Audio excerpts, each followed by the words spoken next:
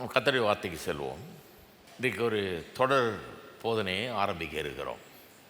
இந்த தொடர் போதனையினுடைய சப்ஜெக்ட் அல்லது தலைப்பு என்னவென்றால், நம்முடைய தேவன் எப்படிப்பட்ட தேவன்? What kind of God is அவர் காட்? அதாவது தேவனுடைய சுவாபம், குணம், குணாதிசயங்கள் இவைகளை பற்றி ஆழமாய் எடுத்து போதிக்கிற ஒரு போதனை இது. ஆகவே பொதுவாக இந்த தொடர் போதனையை குறித்து ஒரு சின்ன இன்ட்ரடக்ஷன் இன்றைக்கி கொடுத்துட்டு, இன்றைக்கி தேவனுடைய குணாதிசயங்களில் ஒரு முக்கியமான குணாதிசயத்தை குறித்து நான் பேச போகிறேன். ஆனால் முதல்ல இந்த தொடர் போதனையை குறித்து இந்த சப்ஜெக்ட் எவ்வளோ முக்கியம், இந்த காரியம், இந்த சத்தியம் எவ்வளோ முக்கியம் என்பதை குறித்து ஒரு சில வார்த்தைகள். சங்கீதம் 9:10 9ஆவது சங்கீதம் 10வது வசனத்தை நாம் பார்ப்போம். கர்த்தாவே, உம்மை தேடுகிறவர்களை நீர் கைவிடுகிறதில்லை. ஆதலால் உமது நாமத்தை அறிந்தவர்கள் உம்மை நம்பியிருப்பார்கள். உமது நாமத்தை அறிந்தவர்கள் உம்மை நம்பியிருப்பார்கள். மனுஷன் ஆதியிலே உண்டாக்கப்பட்ட போது கர்த்தர் எப்படிப்பட்டவர் என்பதை அறிந்து கர்த்தரை விசுவாசித்து அவரை சார்ந்து வாழ்கிறவனாக இருந்தான். அது என்ன ஆயிடுச்சு, கடைசியில் பிசாசானவன் அங்கே புகுந்து கர்த்தர் அவ்வளோ நல்லவர் இல்லைங்கிற ஒரு அபிப்பிராயத்தை அங்கே உண்டாக்கி, தோட்டத்தில் இருக்கிற எல்லா விருட்சத்தின் கழிவையும் புசிக்கக்கூடாதுன்னு கர்த்தர் சொல்லிட்டாரோ அப்படின்னு சொல்லி கர்த்தர் நம்ம கெட்டவர் மாதிரியும், ஏதோ சில நல்ல காரியங்களை இடத்துலேருந்து விலக்கி வைத்து விட்டது போலவும் ஒரு தோற்றத்தை ஏற்படுத்தி, அவர்களுக்குள்ள ஒரு சந்தேகத்தை ஏற்படுத்தி, அதை இவர்களும் ஏற்றுக்கொண்டு அங்கே ஏவாள் முதல்ல புசித்து பிறகு ஆதாமுக்கு கொடுத்தாள் என்றெல்லாம் வாசிக்கிறோம். அதில் தான் பாவத்தில் விழுந்தார்கள். விழுந்த பிறகு அந்த விளைவுகள் ரொம்ப பயங்கரமாய் இருந்தது.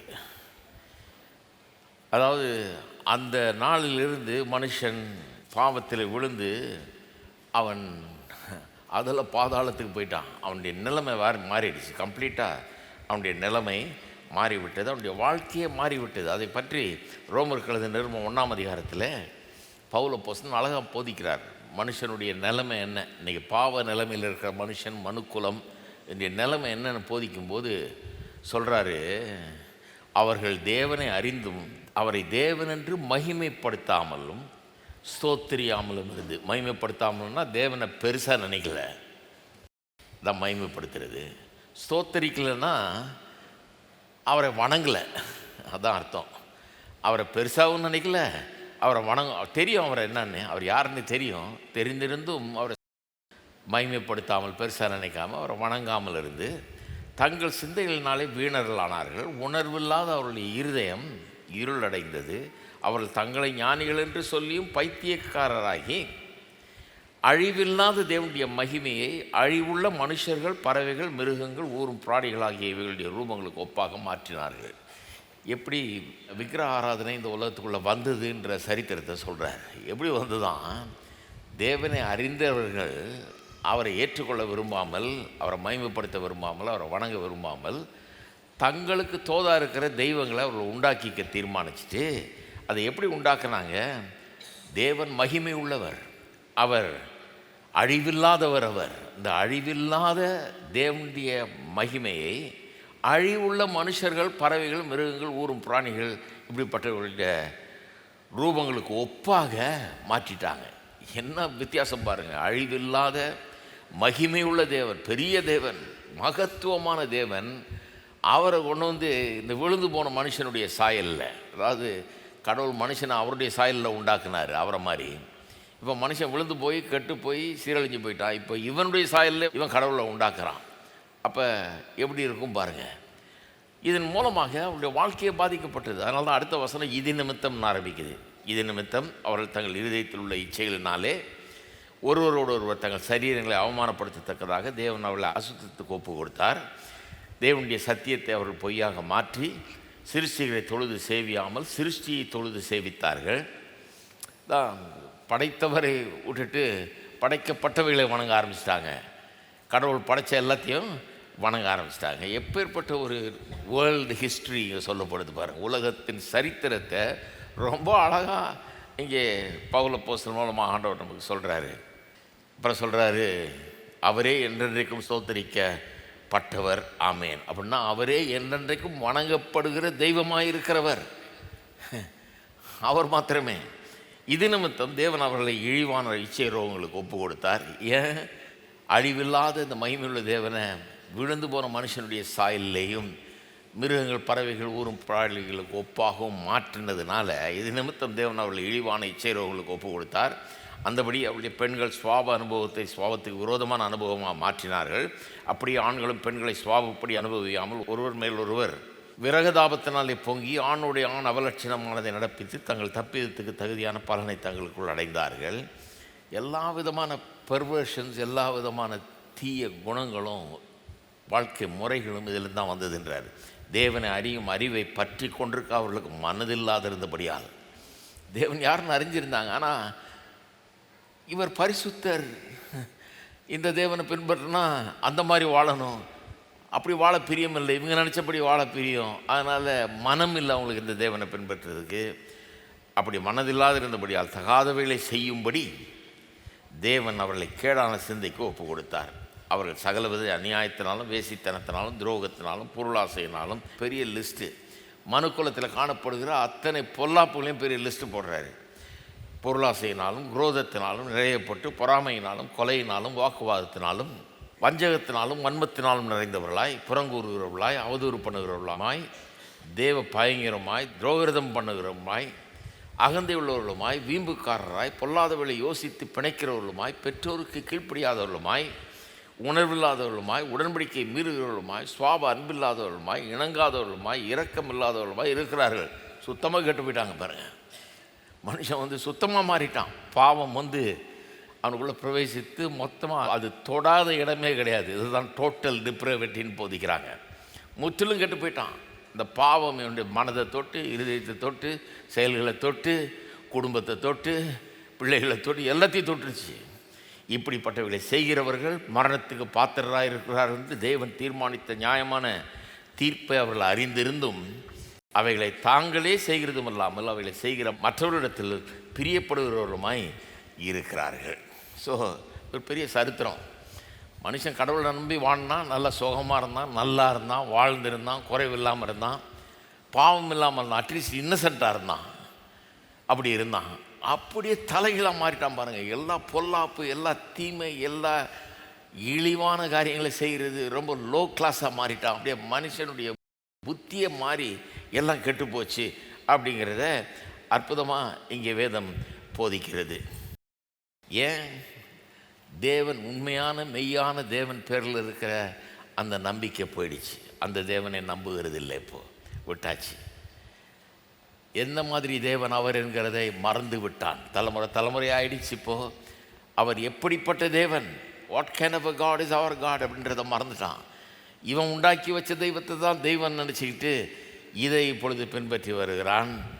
அப்போ தேவன் யார் என்பது அறியாதனால அவனுடைய வாழ்க்கையே கெட்டு போச்சு. அப்போ எப்படி திரும்பி கடவுள்கிட்ட வர்றது, கடவுளை அறிந்து கொள்வது, சரியான விதத்தில் வாழுகிறது? ஒரே வழி தான் உண்டு. திரும்பி அவன் கர்த்தரை நம்பி வாழ வேணும் என்றால் வேதவாசனத்தில் சங்கீதத்தில் வாசித்ததுபடி, சங்கீதம் 9:10 வாசித்தபடி, உமது நாமத்தை அறிந்தவர்கள் உம்மை நம்பி இருப்பார்கள்னு சொல்லியிருக்கு இல்லையா? அப்படி வாழணும்னா திரும்ப கடவுள்கிட்ட வரணும். கடவுள் யார் என்பதை அறிந்து கொள்ளணும். நம்முடைய தேவன் எப்படிப்பட்ட தேவன் என்பதை அறிந்து கொள்ள வேண்டும். அது ரொம்ப அவசியம். அங்கே சங்கீதம் 9:10 சொல்லப்பட்டிருக்கிற விதத்தை கவனிக்கிறோம். உமது நாமத்தை அறிந்தவர்கள் உம்மை நம்பி இருப்பார்கள். அது ஏன் நாமத்தை அறிந்தவர்கள்? நாமத்தை அறிந்தவர்கள் என்ன? அவர் பேர் தெரியணுமா? பேரை தெரிந்தவர்கள்னு அர்த்தமா? கிடையாது. நாமம்ங்கிறது பல விதத்தில் பயன்படுது. ஒருத்தருடைய பேரையும் குறிக்கிறதா இருக்கலாம், அல்லது அவருடைய குணத்தை குறிக்கிறதாகவும் இருக்கலாம். ஒரு நல்ல மனுஷனோ அல்லது ஒரு கெட்ட மனுஷனோ, நல்ல மனுஷனை பார்த்து நம்ம என்ன சொல்கிறோம்? அவரை பற்றி சொல்லும்போது என்ன சொல்கிறோம்? நல்ல பேர் இருக்குது அவருக்கு. அப்போ அவருடைய பேரை சொல்ல நம்ம அவருக்கு நல்ல பேர் இருக்குன்னு அர்த்தம். பேர் என்ற வார்த்தையை உபயோகப்படுத்துகிறோம். ஆனால் அந்த பேர் என்ற வார்த்தை அவருடைய பேரை குறிக்கல. அவருக்கு எப்பேற்பட்ட குணம் இருக்குது, எப்படிப்பட்ட குணத்துக்காக அவர் அறியப்பட்டிருக்கிறார்ன்றதை நம்ம சொல்கிறோம் இல்லையா? அவருக்கு நல்ல பேர் இல்லை அப்படின்னு சொல்லும்போது அந்த ஆள் நல்ல மனுஷன் இல்லைங்கிற விதத்தில், அந்த விதத்தில் தான் இங்கே பயன்படுத்தப்பட்டிருக்கிறது. எப்படி சொல்லியிருக்குது? ஆதலால் உமது நாமத்தை அறிந்தவர்கள். அப்படின்னா நான் இப்படி சொல்கிறேன், இன்னும் சிம்பிளாக டிரான்ஸ்லேட் பண்ணி சொல்கிறேன். பேர் குணத்தை குறிக்கிறதுனால இந்த தேவனை பற்றி சொல்லும்போது என்ன சொல்லியிருக்குது, நீர் எப்படிப்பட்ட தேவன் என்பதை அறிந்தவர்கள், உம்முடைய குணத்தை அறிந்தவர்கள், உம்முடைய குணாதிசயத்தை அறிந்தவர்கள் உம்மை நம்பி இருப்பார்கள். நீர் யாருன்னு அவங்களுக்கு தெரியும்னா அவர்கள் உம்மை நம்பி இருப்பார்கள். அப்போ நான் சொல்கிறேன், விசுவாசத்துக்கு இதுதான் அடிப்படை. எது அடிப்படை? தேவன் யார் என்று அறிந்திருப்பது, எப்படிப்பட்ட தேவன் நம்முடைய தேவன் என்பதை அறிந்திருப்பது தான் விசுவாசத்தின் அடிப்படை. விசுவாசத்தை குறித்து நிறைய போதிச்சிருக்கிறேன். விசுவாசம் இல்லாமல் தேவனை பிரியப்படுத்துவது கூடாத காரியம். தேவனத்தில் வருகிறவர்கள் அவர் உண்டென்றும் தம்மை விசுவாசிக்கிறவர்களுக்கு பலனளிக்கிறவர் என்றும் நம்ம விசுவாசிக்க வேணும். விசுவாசிக்கலைன்னா ரட்சிக்கவும் பட முடியாது, கர்த்தரோடு நெருங்கி வாழவும் முடியாது. அன்றாடம் விசுவாசத்தில் தான் நாம் பிழைக்க வேணும்னு அப்படி தான் கர்த்தர் உண்டு பண்ணினார். விசுவாச வாழ்க்கையில் ரொம்ப முக்கியமான ஒரு காரியம். எல்லாத்தையும் விசுவாசத்தினால தான் செய்யணும், விசுவாசத்தில் தான் வாழணும் அப்படின்னு கர்த்தர் வச்சுட்டார். அப்போ விசுவாசம் இல்லாமல் பிழைக்கவே முடியாது. விசுவாசத்தால் நீதிமான் பிழைப்பான் என்று எழுதியிருக்கிறது. அப்போ நாம் விசுவாசத்தில் பிழைக்கிறவர்களாக உண்டு பண்ணிட்டதுனால இது ரொம்ப முக்கியம். விசுவாசம் நமக்கு ரொம்ப அவசியம். ஆனால் நிறைய பேர் இன்றைக்கு விசுவாசத்தில் ஸ்ட்ரகிள் பண்ணுறாங்க. விசுவாசம் இல்லைங்கிறாங்க, விசுவாசம் பத்தலைங்கிறாங்க, போதலைங்கிறாங்க, அதுக்காக ஜெபம் பண்ணுன்றாங்க, எல்லாம் சொல்கிறாங்க இல்லையா? அப்போ நான் சொல்கிறேன், விசுவாசத்தை எப்படி வளர்ப்பது, விசுவாசத்திலே எப்படி வளருவது, பெருகுவது, இன்னும் உறுதியாகிறது விசுவாசத்தில் எப்படின்னா, கர்த்தர் எப்படிப்பட்டவர் என்கிறதை ஆழமாய் ஆராய்ந்து அதை அறிந்து கொள்ள வேண்டும். எப்படிப்பட்ட தேவன் நம்முடைய தேவன்? இங்கே தான் இந்த குணாதிசயங்கள் வருது. இதை வந்து attributes, character, nature and attributes of காட்னு சொல்லுவாங்க ஆங்கிலத்தில். இதையெல்லாம் போதிக்கும் போது பெரிய லிஸ்ட்டே இருக்குது. பலதை நான் இங்கே கவர் பண்ண போகிறேன் வரப்போகிற வாரங்களில். தேவனுடைய குணாதிசயங்களை குறித்த பல காரியங்கள் இன்றைக்கி ஒன்று சொல்ல போகிறேன். அந்த பல காரியங்களை நாம் ஆராய்ந்து பார்த்தால் தான் அவர் எப்படிப்பட்டவர், அவருடைய குணம் என்ன, அவருடைய பண்பு என்ன, அவருடைய சுவாபம் என்ன, அவருடைய தன்மை என்ன என்பது நமக்கு விளங்கும். அதை எவ்வளோ ஆழமாக விளங்கிறோமோ அவ்வளவுக்கு அவ்வளவு அவரை நம்ப முடியும். நம்ம பாருங்கள், விசுவாசம் கேள்வியினால் வரும், கேள்வி தேவனுடைய வசனத்தினால் வரும்ன்றதுனால நம்ம என்ன நினச்சிக்கிறோம், வசனத்தினால் வரணும்னா கடவுளை மறந்துடுறோம். அந்த வசனத்துக்கு பின்னால், வாக்கு தத்தங்களுக்கு பின்னால், இத்தனை வாரமாக வாக்கு தத்தங்களை பற்றி படித்தோம். அந்த வாக்கு தத்தங்களை எப்படி நம்புவோம்? அதுக்கு பின்னால் ஒருத்தர் இருக்கிறார். உங்களுக்கு ஒருத்தர் வாக்குறுதி கொடுத்தாருன்னா யார் கொடுத்தாருன்றது முக்கியம் இல்லையா? எல்லோரும் கொடுத்த வாக்குறுதியை நம்ப மாட்டீங்க. தேர்தல் நேரத்தில் இஷ்டத்துக்கு கொடுப்பாங்க வாக்குறுதி இல்லையா? அதில் நல்லவர்களும் இருக்காங்க, கெட்டவர்களும் இருக்காங்க. நல்லவர்கள் சிலர் தேர்தல் நேரத்தில் கொடுத்த வாக்குறுதியில் எடுத்து வச்சுக்கிட்டு என்னெல்லாம் வாக்குறுதி கொடுத்தோன்னு முறையாக பார்த்து அதையெல்லாம் நிறைவேற்றுறதுக்கு ஏற்பாடு பண்ணி தங்களால் ஏறுகிறவரை பெருமுயற்சி எடுத்து சொன்ன வாக்குறுதிகளை நிறைவேற்றுகிற நல்லவர்களும் இருக்கிறார்கள் இல்லையா? அதே நேரத்தில் வாக்குறுதியை கொடுக்கும்போதே இதை கொடுத்து எப்படியாவது எலெக்ஷனில் ஜெயித்துடணும், இதெல்லாம் செய்ய வேண்டியது அவசியம் இல்லை, செய்ய போகிறதும் இல்லைன்ற மனப்பான்மையோடு கொடுக்குற ஆளுகளும் இருக்கிறாங்க இல்லையா? எத்தனை பேர் இருக்கிறீங்க? அப்போ எல்லாரும் கொடுக்குற வாக்குறுதியை நம்ப முடியாது. நம்ம யார் கொடுத்தது அந்த வாக்குறுதின்னு கேட்கணும். யார் கொடுத்தது? இவர் கொடுத்தாரா, அவர் கொடுத்தாரா? அவர் கொடுத்தா போன முறை செஞ்சுருக்கிறாரு, அவர் சொன்னதெல்லாம் செஞ்சிட்டாரு, அல்ல சொல்லதில் முக்கால்வாசி செஞ்சிட்டார். ஒன்று ரெண்டு செய்ய முடியாமல் போச்சு. மனுஷன் தானே, உலகம் தானே, சரியா முடியாமல் சில காரியங்கள் இருக்கலாம். அவர் ஒன்றும் சர்வ வல்லவர் கிடையாது, ஆண்டவர் இல்லை, செய்யும். ஆனால் பொதுவாக ஒரு நல்ல நோக்கத்தோடு கொடுத்தாங்க, செஞ்சாங்க அப்படின்னு நமக்கு தெரியுது. மற்றவங்களை பற்றி சொல்லும்போது நம்ம என்ன சொல்லுவோம், ஐயோ அவர் கொடுத்தாரா, ஒன்றும் செய்யவே மாட்டாங்க, சும்மா சொல்லுவாங்க, செய்யவே மாட்டாங்கன்றது முடிவு பண்ணுவோம். அப்போ யார் கொடுத்தது வாக்குறுதிங்கிறது ரொம்ப முக்கியம். தேவனுடைய வாக்குத்தத்தங்களை பற்றி கேள்விப்பட்டோம். இதில் முக்கியமான காரியம் என்னென்னா, வாக்குத்தத்தங்களை நம்பணும்னா, அதை நம்பி வாழணும்னா அதுக்கு பின்னால் இருக்கிறார் பாருங்க, ஒருத்தர் கொடுக்குறார் பாருங்க, அவர் யார் என்பதை நாம் அறிந்து கொள்ள வேண்டும். இந்த போதனை முழுவதும் அவரை அறிந்து கொள்ளுகிற போதனை. இதை கவனிக்க கவனிக்க, இதை உள்வாங்க வாங்க, இதில் ஆழமாக போக போக அவர் சொன்ன காரியங்களை நம்புவது ரொம்ப சுலபமாக இருக்கும். இவர் எவ்வளவு நல்லவர், இவர் எவ்வளவு இரக்கமுள்ளவர், இவர் எவ்வளவு நீதி உள்ளவர், நியாயம் உள்ளவர், இவர் எப்படி சர்வ வல்லவர், இவர் எப்படி சர்வ வியாபி, இவர் எப்படி சர்வ ஞானி, இவர் எப்படி நீதி உள்ளவர், இதெல்லாம் படிக்கும்போது அப்போ அவர் சொன்ன வார்த்தைகளெல்லாம் ஒன்றொன்னே அணுவாக நம்ப முடியும். பைபிள் எடுக்கும்போதே வேறு மாதிரி எடுப்போம். அதனால ஒரு பெரிய நம்பிக்கை இருக்கும், இதெல்லாம் நம்பலாங்கிற ஒரு எண்ணம் நமக்குள்ளே வந்துடும் பாருங்க. அதாவது இன்றைக்கி விசுவாசிக்க முடியாமல் கஷ்டப்படுறீங்கன்னா அது ஒருவேளை இந்த காரணத்துக்காக இருக்கலாம். என்ன காரணம்? தேவன் எப்படிப்பட்ட தேவன் என்பதை ஆழமாய் அறிந்து கொள்ளாத காரணத்தினால, அவருடைய குணம், அவருடைய தன்மை, சுவாபம், அதை பற்றி ஒன்றுமே தெரிஞ்சு கொள்ளாமல் இருந்தீங்கன்னா அவர் சொல்கிறத நம்புறது கஷ்டமாக இருக்கும். ஐயோ இப்படி சொல்கிறாரு. அதாவது பாருங்கள், நான் உன்னை விட்டு விலகுவதும் இல்லை கைவிடுவதும் இல்லைன்றார். எல்லா வாக்குத்தத்தை விட பெரிய வாக்குத்தத்தம் இல்லையா அது? அதை கேட்கும்போது நமக்கு எப்படி இருக்குது? விலகுவதும் இல்லை கைவிடுவதும் இல்லையா? எனக்கும் சொல்லியிருக்காரு, இவருக்கும் சொல்லியிருக்காரு, அவருக்கும் சொல்லியிருக்காரு, அந்த அம்மாவுக்கும் சொல்லியிருக்காரு, இந்த பிள்ளைக்கும் சொல்லியிருக்காரு, எல்லாருக்கும் பொருந்தும் அந்த வார்த்தை. எப்படி நம்மளை விட்டு விலகாமல் இருக்க முடியும்? நான் ஒரு ஊரில் இருப்பேன், இவங்க ஒரு ஊரில் இருப்பாங்க, ஒரே டைமில் எல்லாரோட எப்படி இருக்க முடியும்? அதனால தான் அவருடைய குணாதிசயங்களில் ஒன்று என்ன, அவர் சர்வ வியாபி. அவர் சர்வ வியாபியாக இல்லைன்னா நான் உன்னை விட்டு விலகுவதும் இல்லை கைவிடுவதும் இல்லைன்றதை நம்பவே முடியாது. நான் அதை ஏன் நம்புகிறேன்னா, அவர் எல்லா இடத்துலையும் ஒரே நேரத்தில் இருக்கக்கூடிய தேவன். அவர் உங்களோடையும் இருக்க முடியும், என்னோடய இருக்க முடியும், மற்றவங்களோடையும் இருக்க முடியும், ஒரே நேரத்தில் எல்லாரோடையும் இருக்கக்கூடியவர். ஏன்னா அவருடைய தன்மை எனக்கு புரியுது, அவருடைய நேச்சர் புரியுது, அவருடைய கேரக்டர் புரியுது, அவருடைய அட்ரிபியூட் புரியுது எனக்கு, இல்லையா? பெருசாக ஏதாவது சொல்கிறாரு, அப்படி பண்ணுவேன் இப்படி பண்ணுவேன்னு, நமக்கே ரொம்ப ஓவராக தெரியுது. ஆபிரகாமுக்கு சொன்ன மாதிரி உன்னை பூமியின் தூளை போல உன்னுடைய சந்ததியை பெருக பொண்ணேன். எப்படி இருந்திருக்கும் அவனுக்கு? ஐயோ ஒரு பிள்ளை கூட இல்லை, சும்மா ஒரு பிள்ளை கொடுத்தாருன்னா போதும். நான் கேட்குறது ஒரு பிள்ளை தான். இவர் பூமியின் தூள்னு ஏன் சொல்கிறாரு? இவர் இது ரொம்ப ஓவராலில் இருக்குது.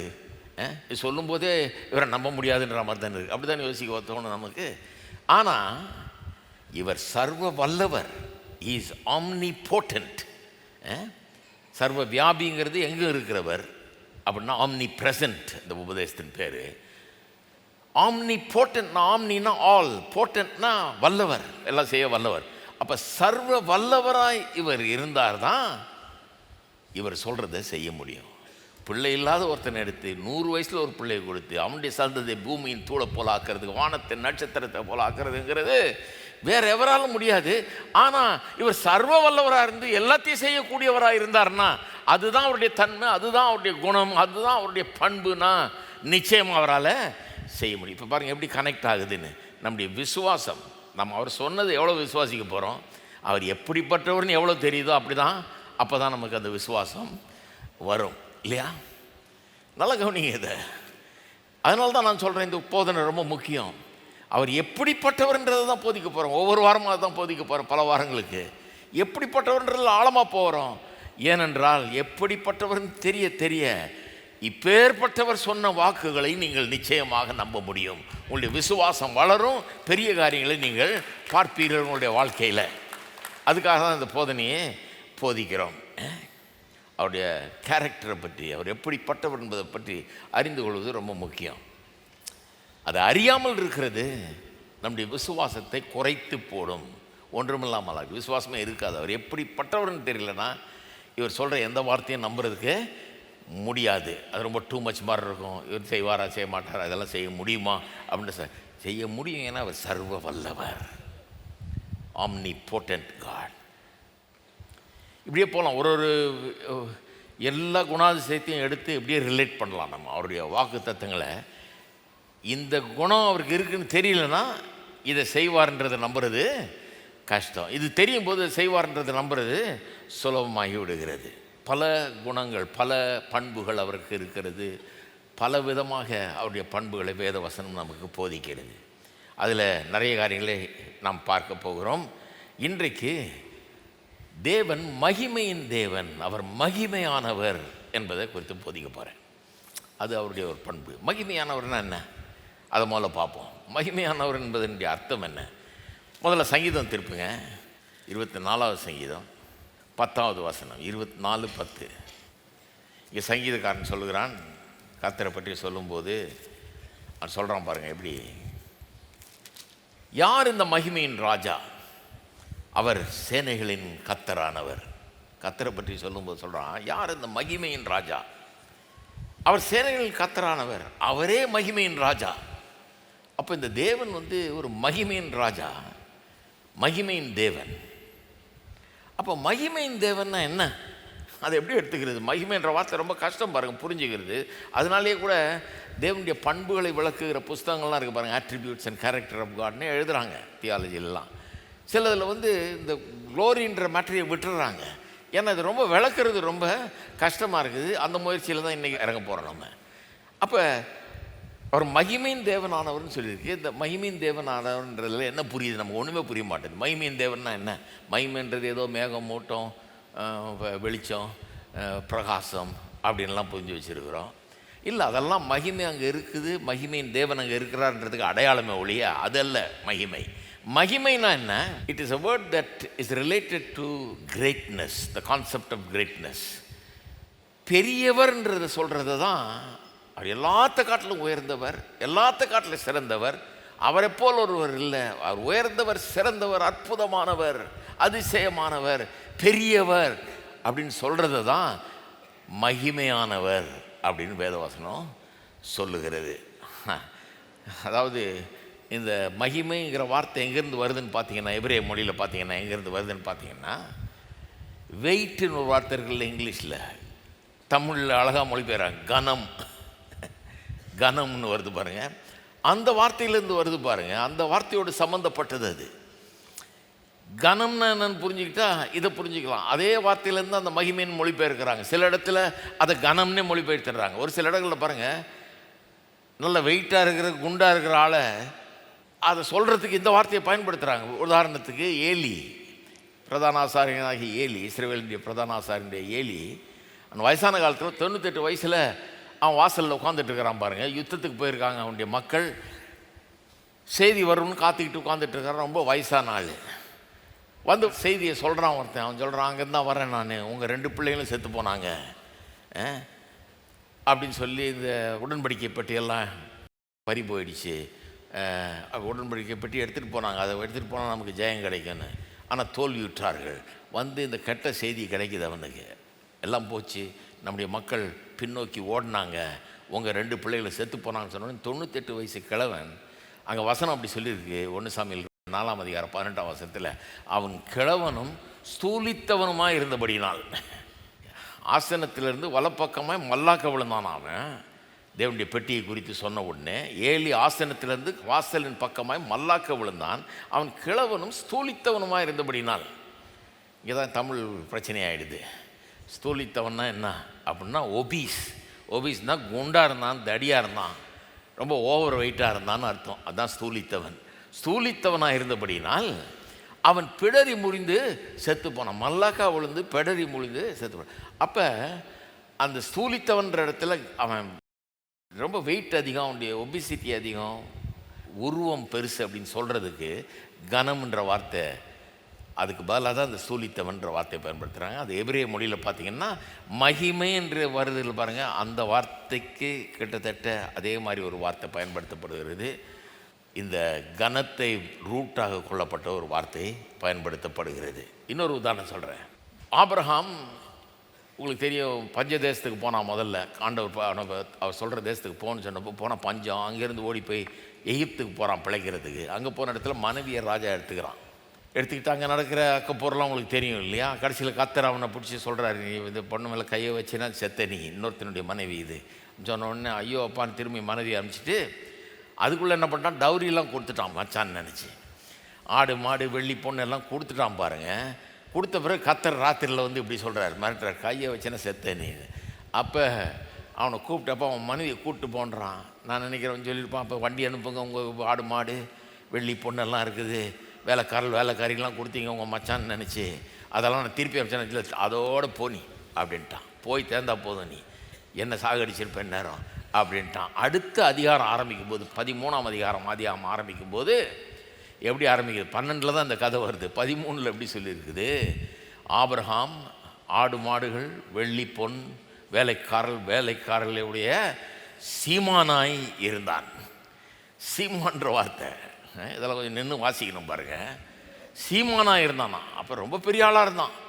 அதை சொல்கிறதுக்கு சீமான்ற இடத்துல எந்த வார்த்தை பயன்படுத்துறதுன்னா, எபிரேய மொழியில் எந்த வார்த்தை பயன்படுத்துகிறாங்க, இந்த மகிமைன்னு பின்னால் மொழிபெயர்க்கிறாங்க பாருங்கள், அதே வார்த்தை தான் அங்கேயும் வருது. சீமான்னா என்ன, வெயிட்டான ஆள். வெயிட்டான ஆள்னா சரீர வெயிட் இல்லைங்க, பணம் நிறையா இருக்குது, வெள்ளி நிறையா இருக்குது, பொண்ணு நிறையா இருக்குது, ஆடு மாடுகள் நிறையா இருக்குது, சொத்து நிறையா இருக்குது. அதை சொல்கிறதுக்கு அந்த வார்த்தையை யூஸ் பண்ணுறாங்க. ஸோ சரீர வெயிட்டில் ஆரம்பித்து கடைசியில் இப்போ எங்கே போயாச்சு, பணத்தில் வெயிட்டான ஆள் அப்படின்னு நம்ம கூட யூஸ் பண்ணுறோம். அது தமிழ் லாங்குவேஜில் கூட அது வந்துருச்சு இல்லையா. பணக்காரனை பார்த்து என்ன சொல்லுவாங்க, பெரிய வெயிட்டான ஆள் அப்படிங்கிறோம் இல்லையா. அதுதான் அந்த மாதிரி கான்செப்டில் தான் வருது அது. பிறகு போக போக எப்படி இந்த வார்த்தையை பயன்படுத்த ஆரம்பித்தாங்கன்னா, யாராவது ஒருத்தர் பெருசாக மதிக்கப்படத்தக்கவராக, போற்றப்படத்தக்கவராக, அங்கீகரிக்கப்படத்தக்கவராக இருந்தார் என்றால் அவரை குறித்து பேசுவதற்கு இந்த வார்த்தை பயன்படுத்தப்பட்டது.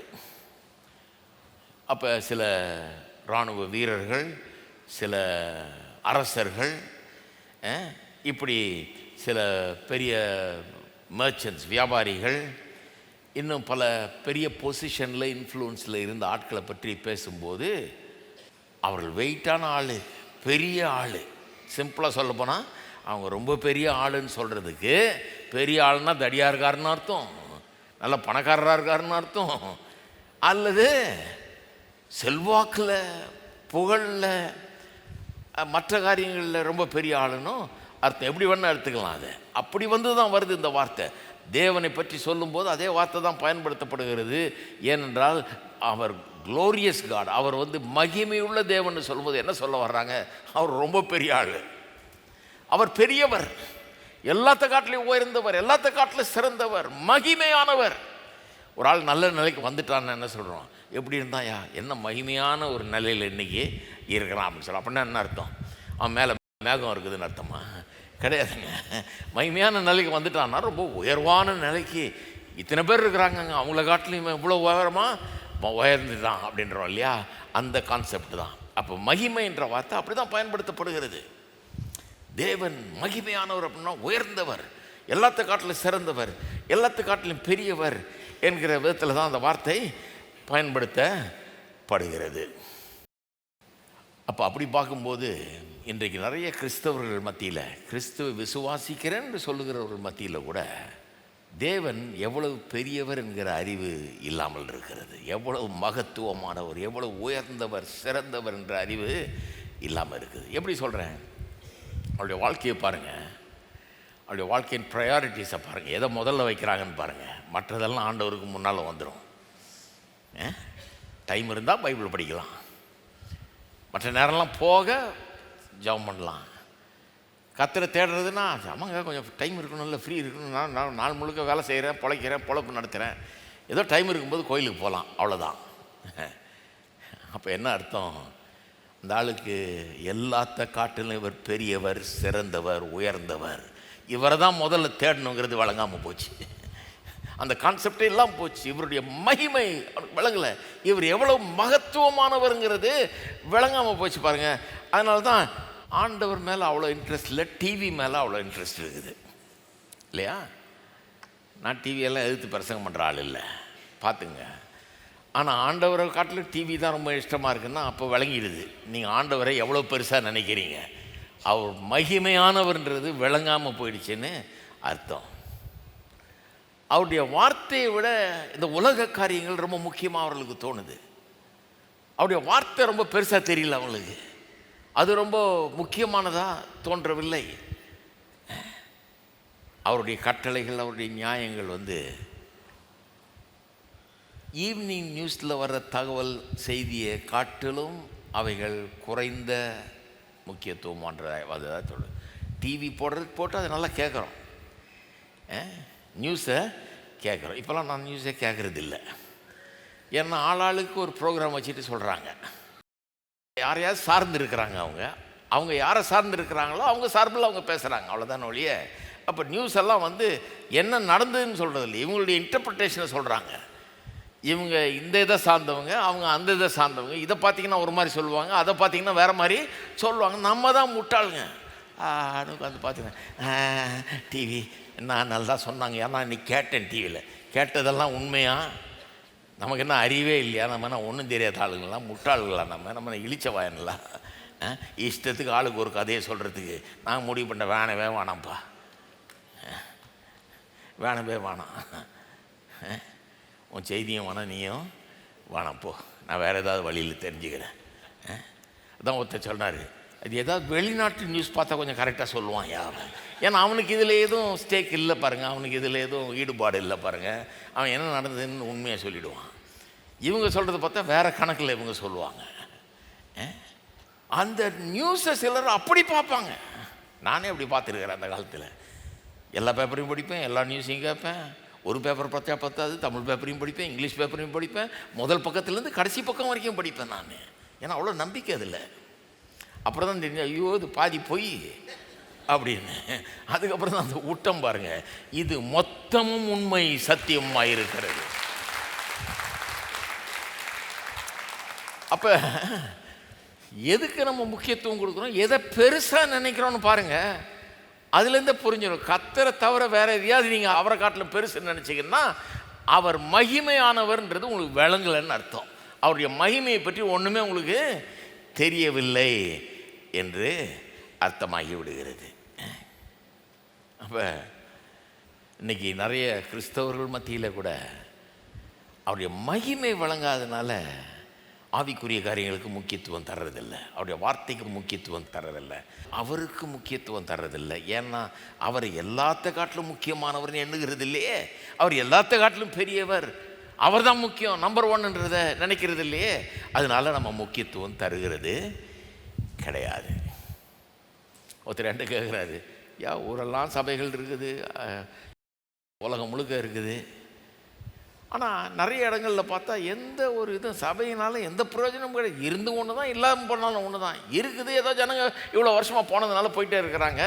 ஆனால் ஒருத்தராவது மாற்றப்பட்டாங்களா, ஒருத்தருடைய வாழ்க்கையாவது எந்த விதத்தில் அது மாறிச்சா, அந்த சபையினால் இவருடைய வாழ்க்கையில் ஏதாவது மாற்றங்கள், திருத்தங்கள், முன்னேற்றங்கள் ஏற்படுச்சானா கிடையவே கிடையாது.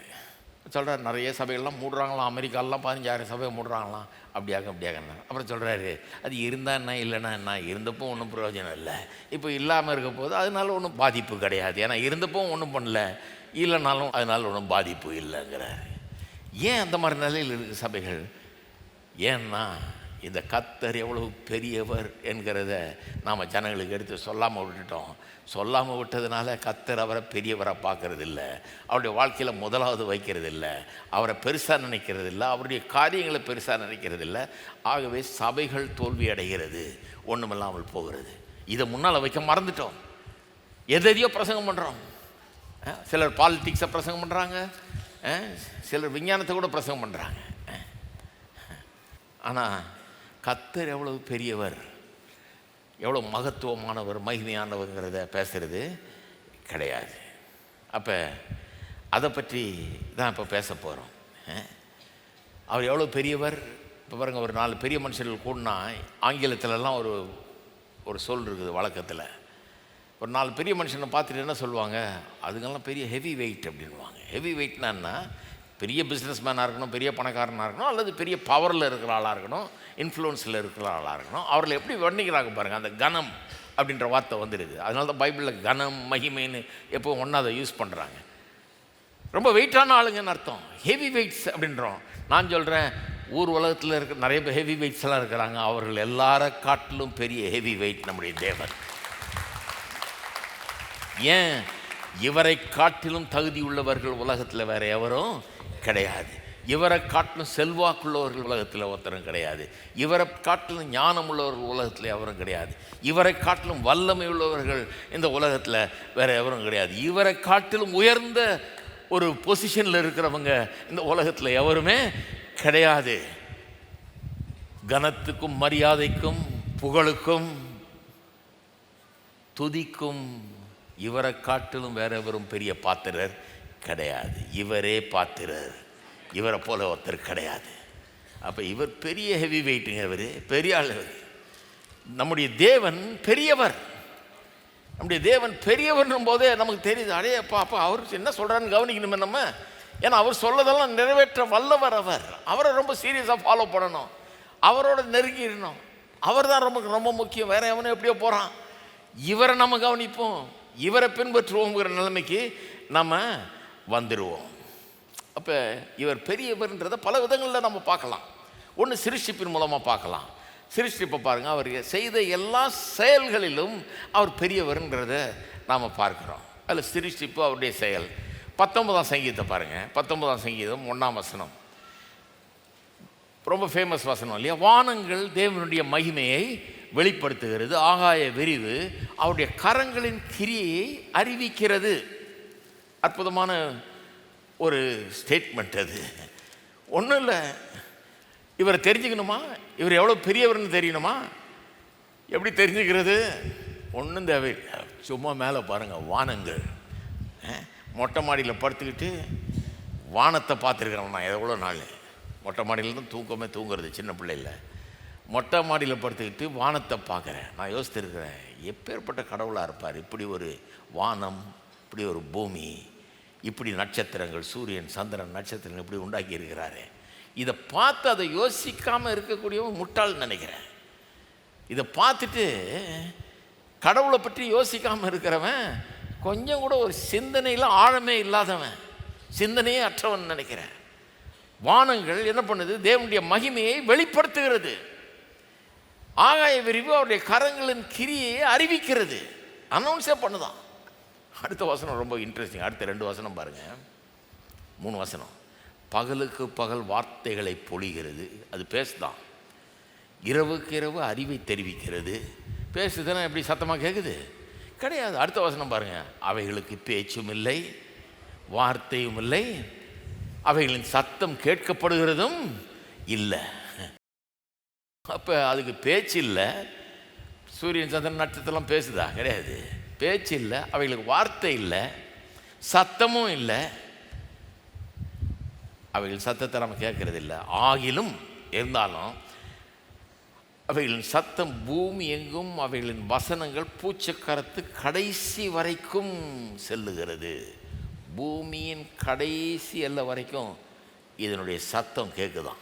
இது என்ன சொல்லுதுன்னு? கடவுள் பெரியவர், மகத்துவமானவர், அவர் மேன்மையானவர், இவரை காட்டில் சிறப்பானவர் கிடையவே கிடையாது, உயர்ந்தவர் எவரும் கிடையாதுங்கிறத வானங்கள் அறிவிக்கிறது, ஆகாய விரிவு அறிவிக்கிறது.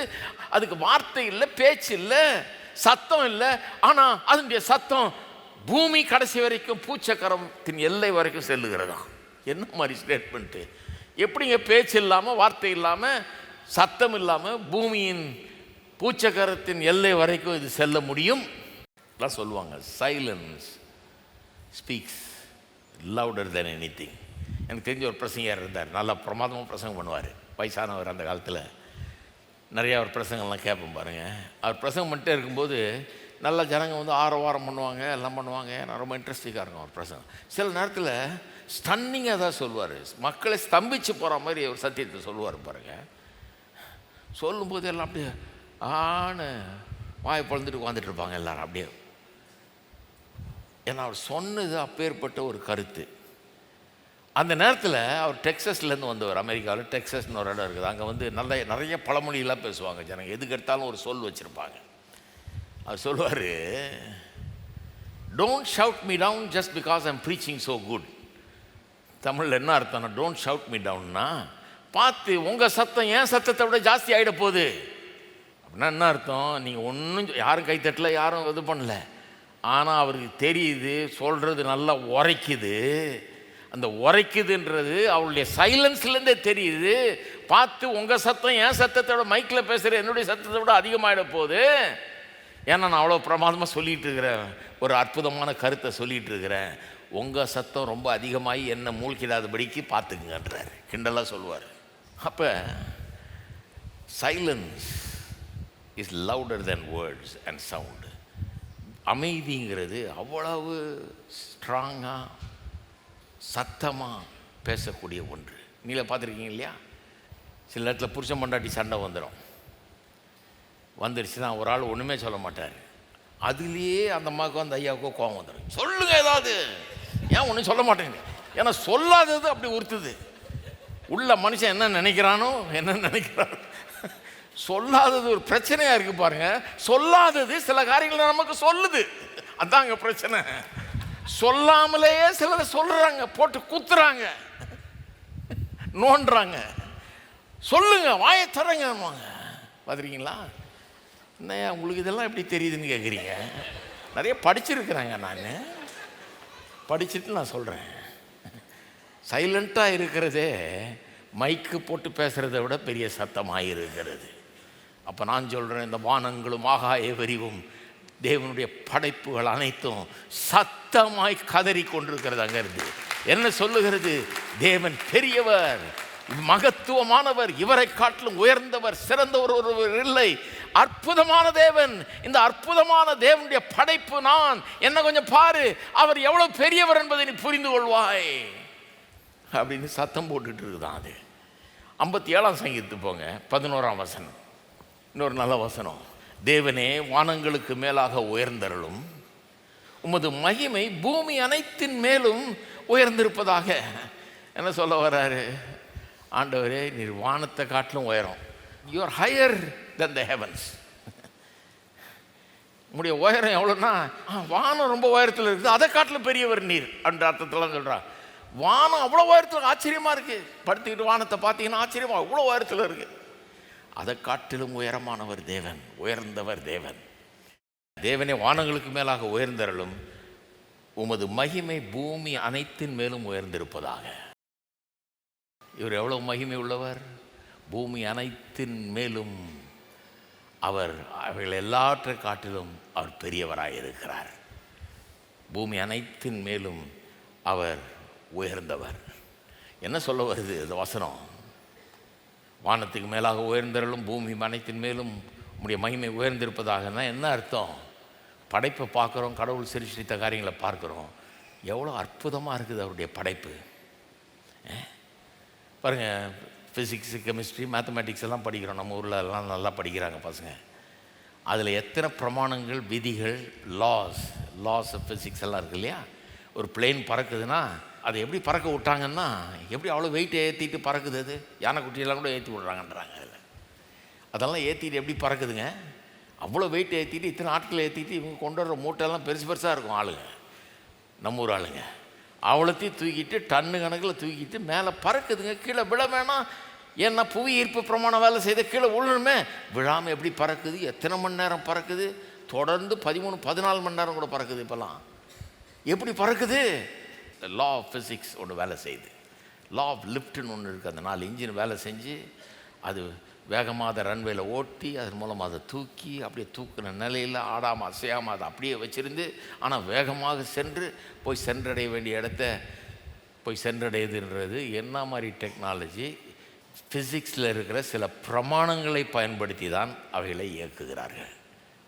இவங்க ஏதாவது பிரமாணத்தை உண்டு பண்ணியிருக்காங்களா? இவ்வளோ பெரிய ஞானிகள், விஞ்ஞானிகள் எல்லாம் இருக்கிறாங்க உலகத்தில்.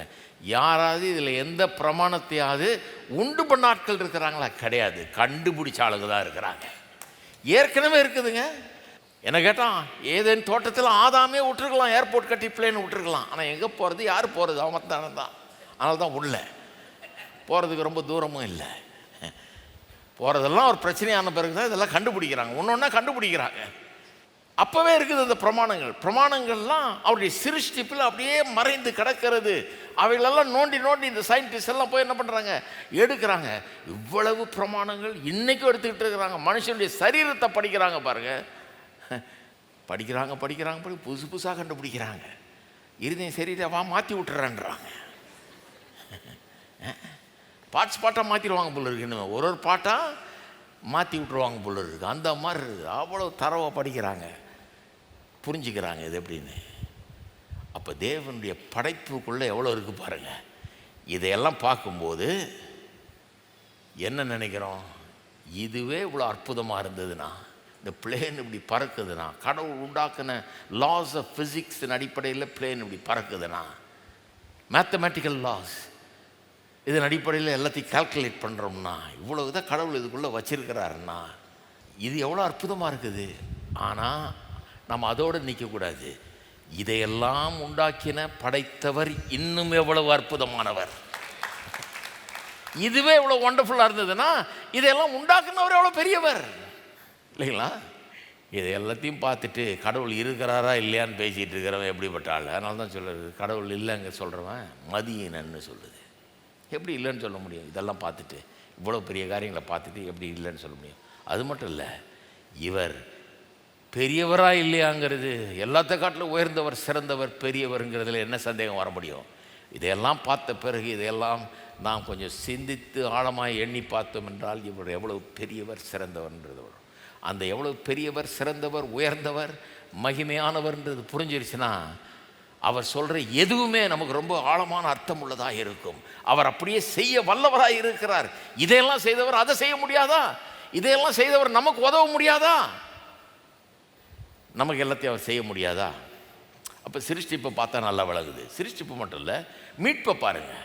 கர்த்தர் எப்படி ஜனங்களை மீட்கிறார்.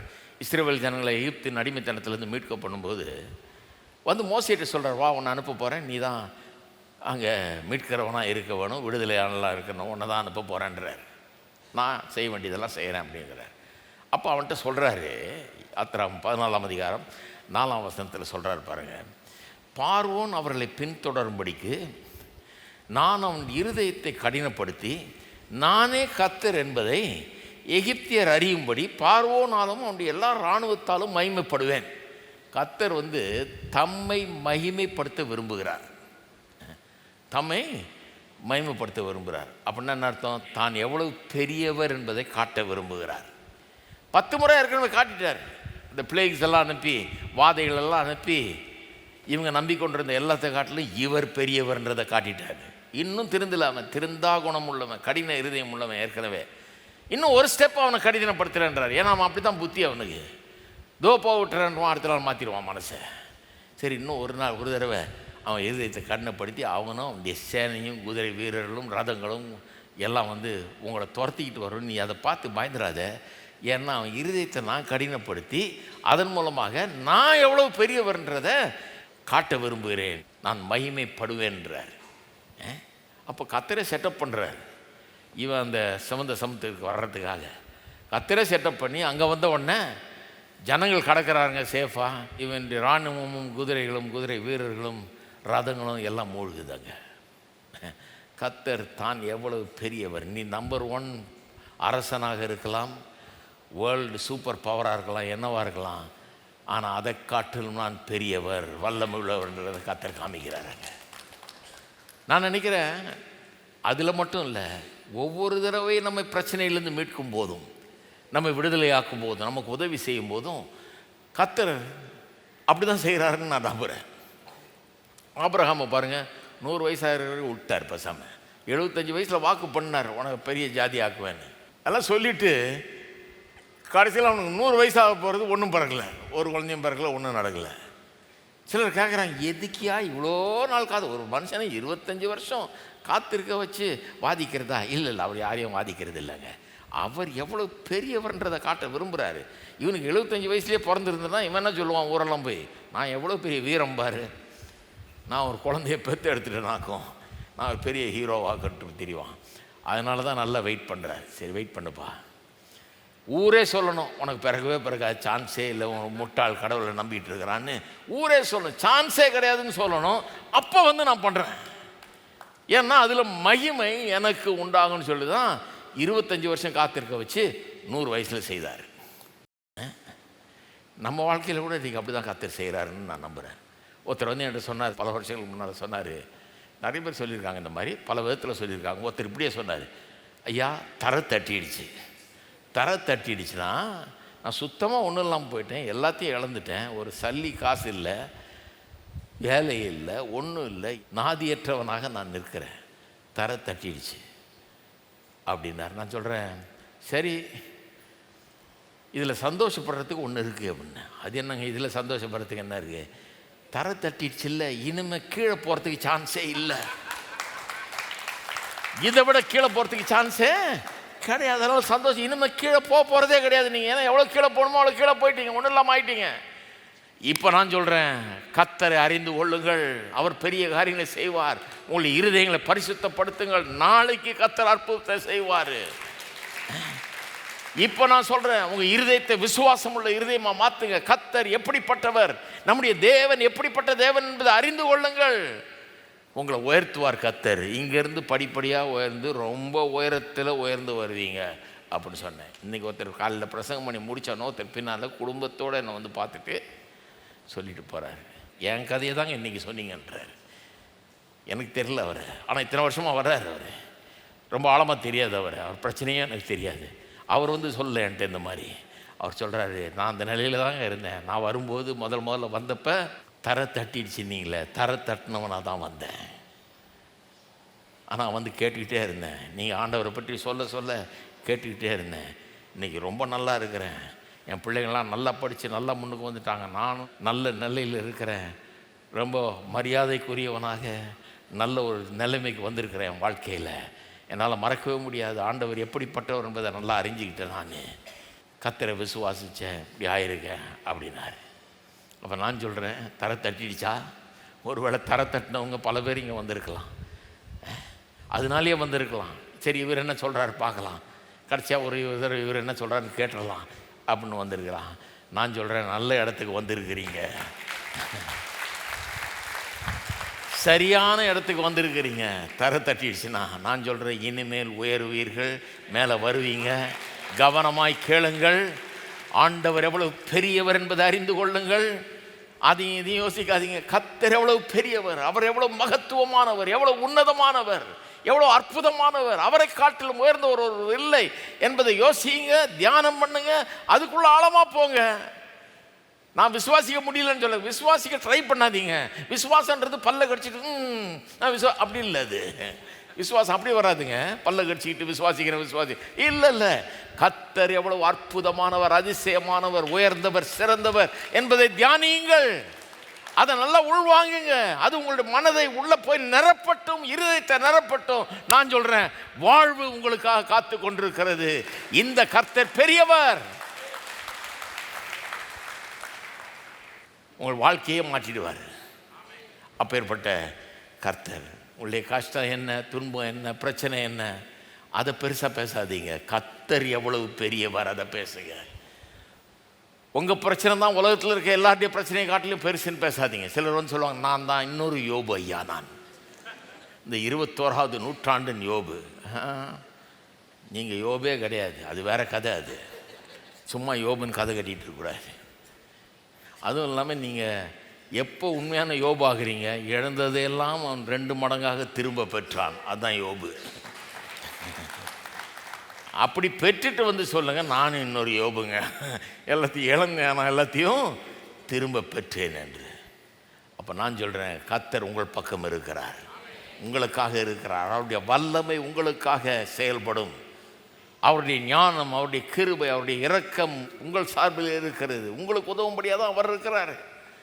அப்போ அவர் எப்படிப்பட்டவர்ன்றதை தெரிஞ்சுக்கங்க. அப்போ தான் அவருடைய வார்த்தையை விசுவாசிக்க முடியும். அவர் மேலே நம்பிக்கையாக இருங்கள். நாமத்தை அறிந்தவர்கள் உம்மை நம்பி இருப்பார்கள். நீர் எப்படிப்பட்டவர் என்பதை அறிந்திருக்கிறவர், உன்னுடைய குணத்தை அறிந்திருப்பவர், நீர் நல்லவர் என்பதை அறிந்திருக்கிறவர். நல்லவராக இருந்தால் மட்டும் பார்த்தா அது அவர் வல்லவர். நிறைய நல்லவர்கள் இந்த உலகத்தில் இருக்கிறாங்க, அவங்களால எந்த பிரயோஜனமும் கிடையாது.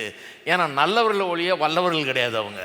ஆண்டவர் நல்லவருமாய் இருக்கிறார், வல்லவருமாய் இருக்கிறார். அதனால தான் அந்த குணாதிசயங்கள்லாம் முக்கியம். அவர் நல்லவர்ன்றதை போதிப்பேன், ஆனால் அவர் வல்லவர்ன்றதையும் போதிப்பதை கேட்கும்போது என்ன ஆகும்? உங்களுடைய விசுவாசம் வளரும். எவ்வளவு தாழ்வான இடத்துலேருந்து மேலே வர முடியும். அதனால தான் அன்னாள் ஜெபம் பண்ணுறா.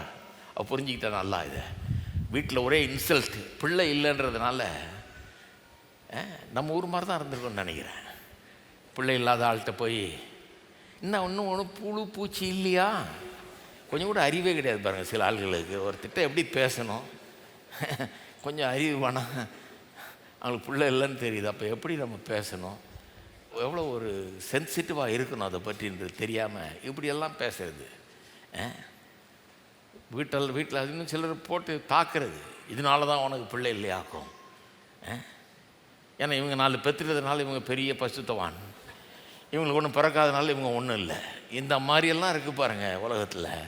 அவள் அத்தனை இன்சல்ட்டையும் வாங்கிட்டு வந்து ஆண்டவர்கிட்ட ஜெபம் பண்ணுறா. ஜெபம் பண்ணும்போது சொல்கிறா, ஆண்டவரே உன்னை பற்றி நான் நல்லா தெரிஞ்சுக்கிட்டேன்.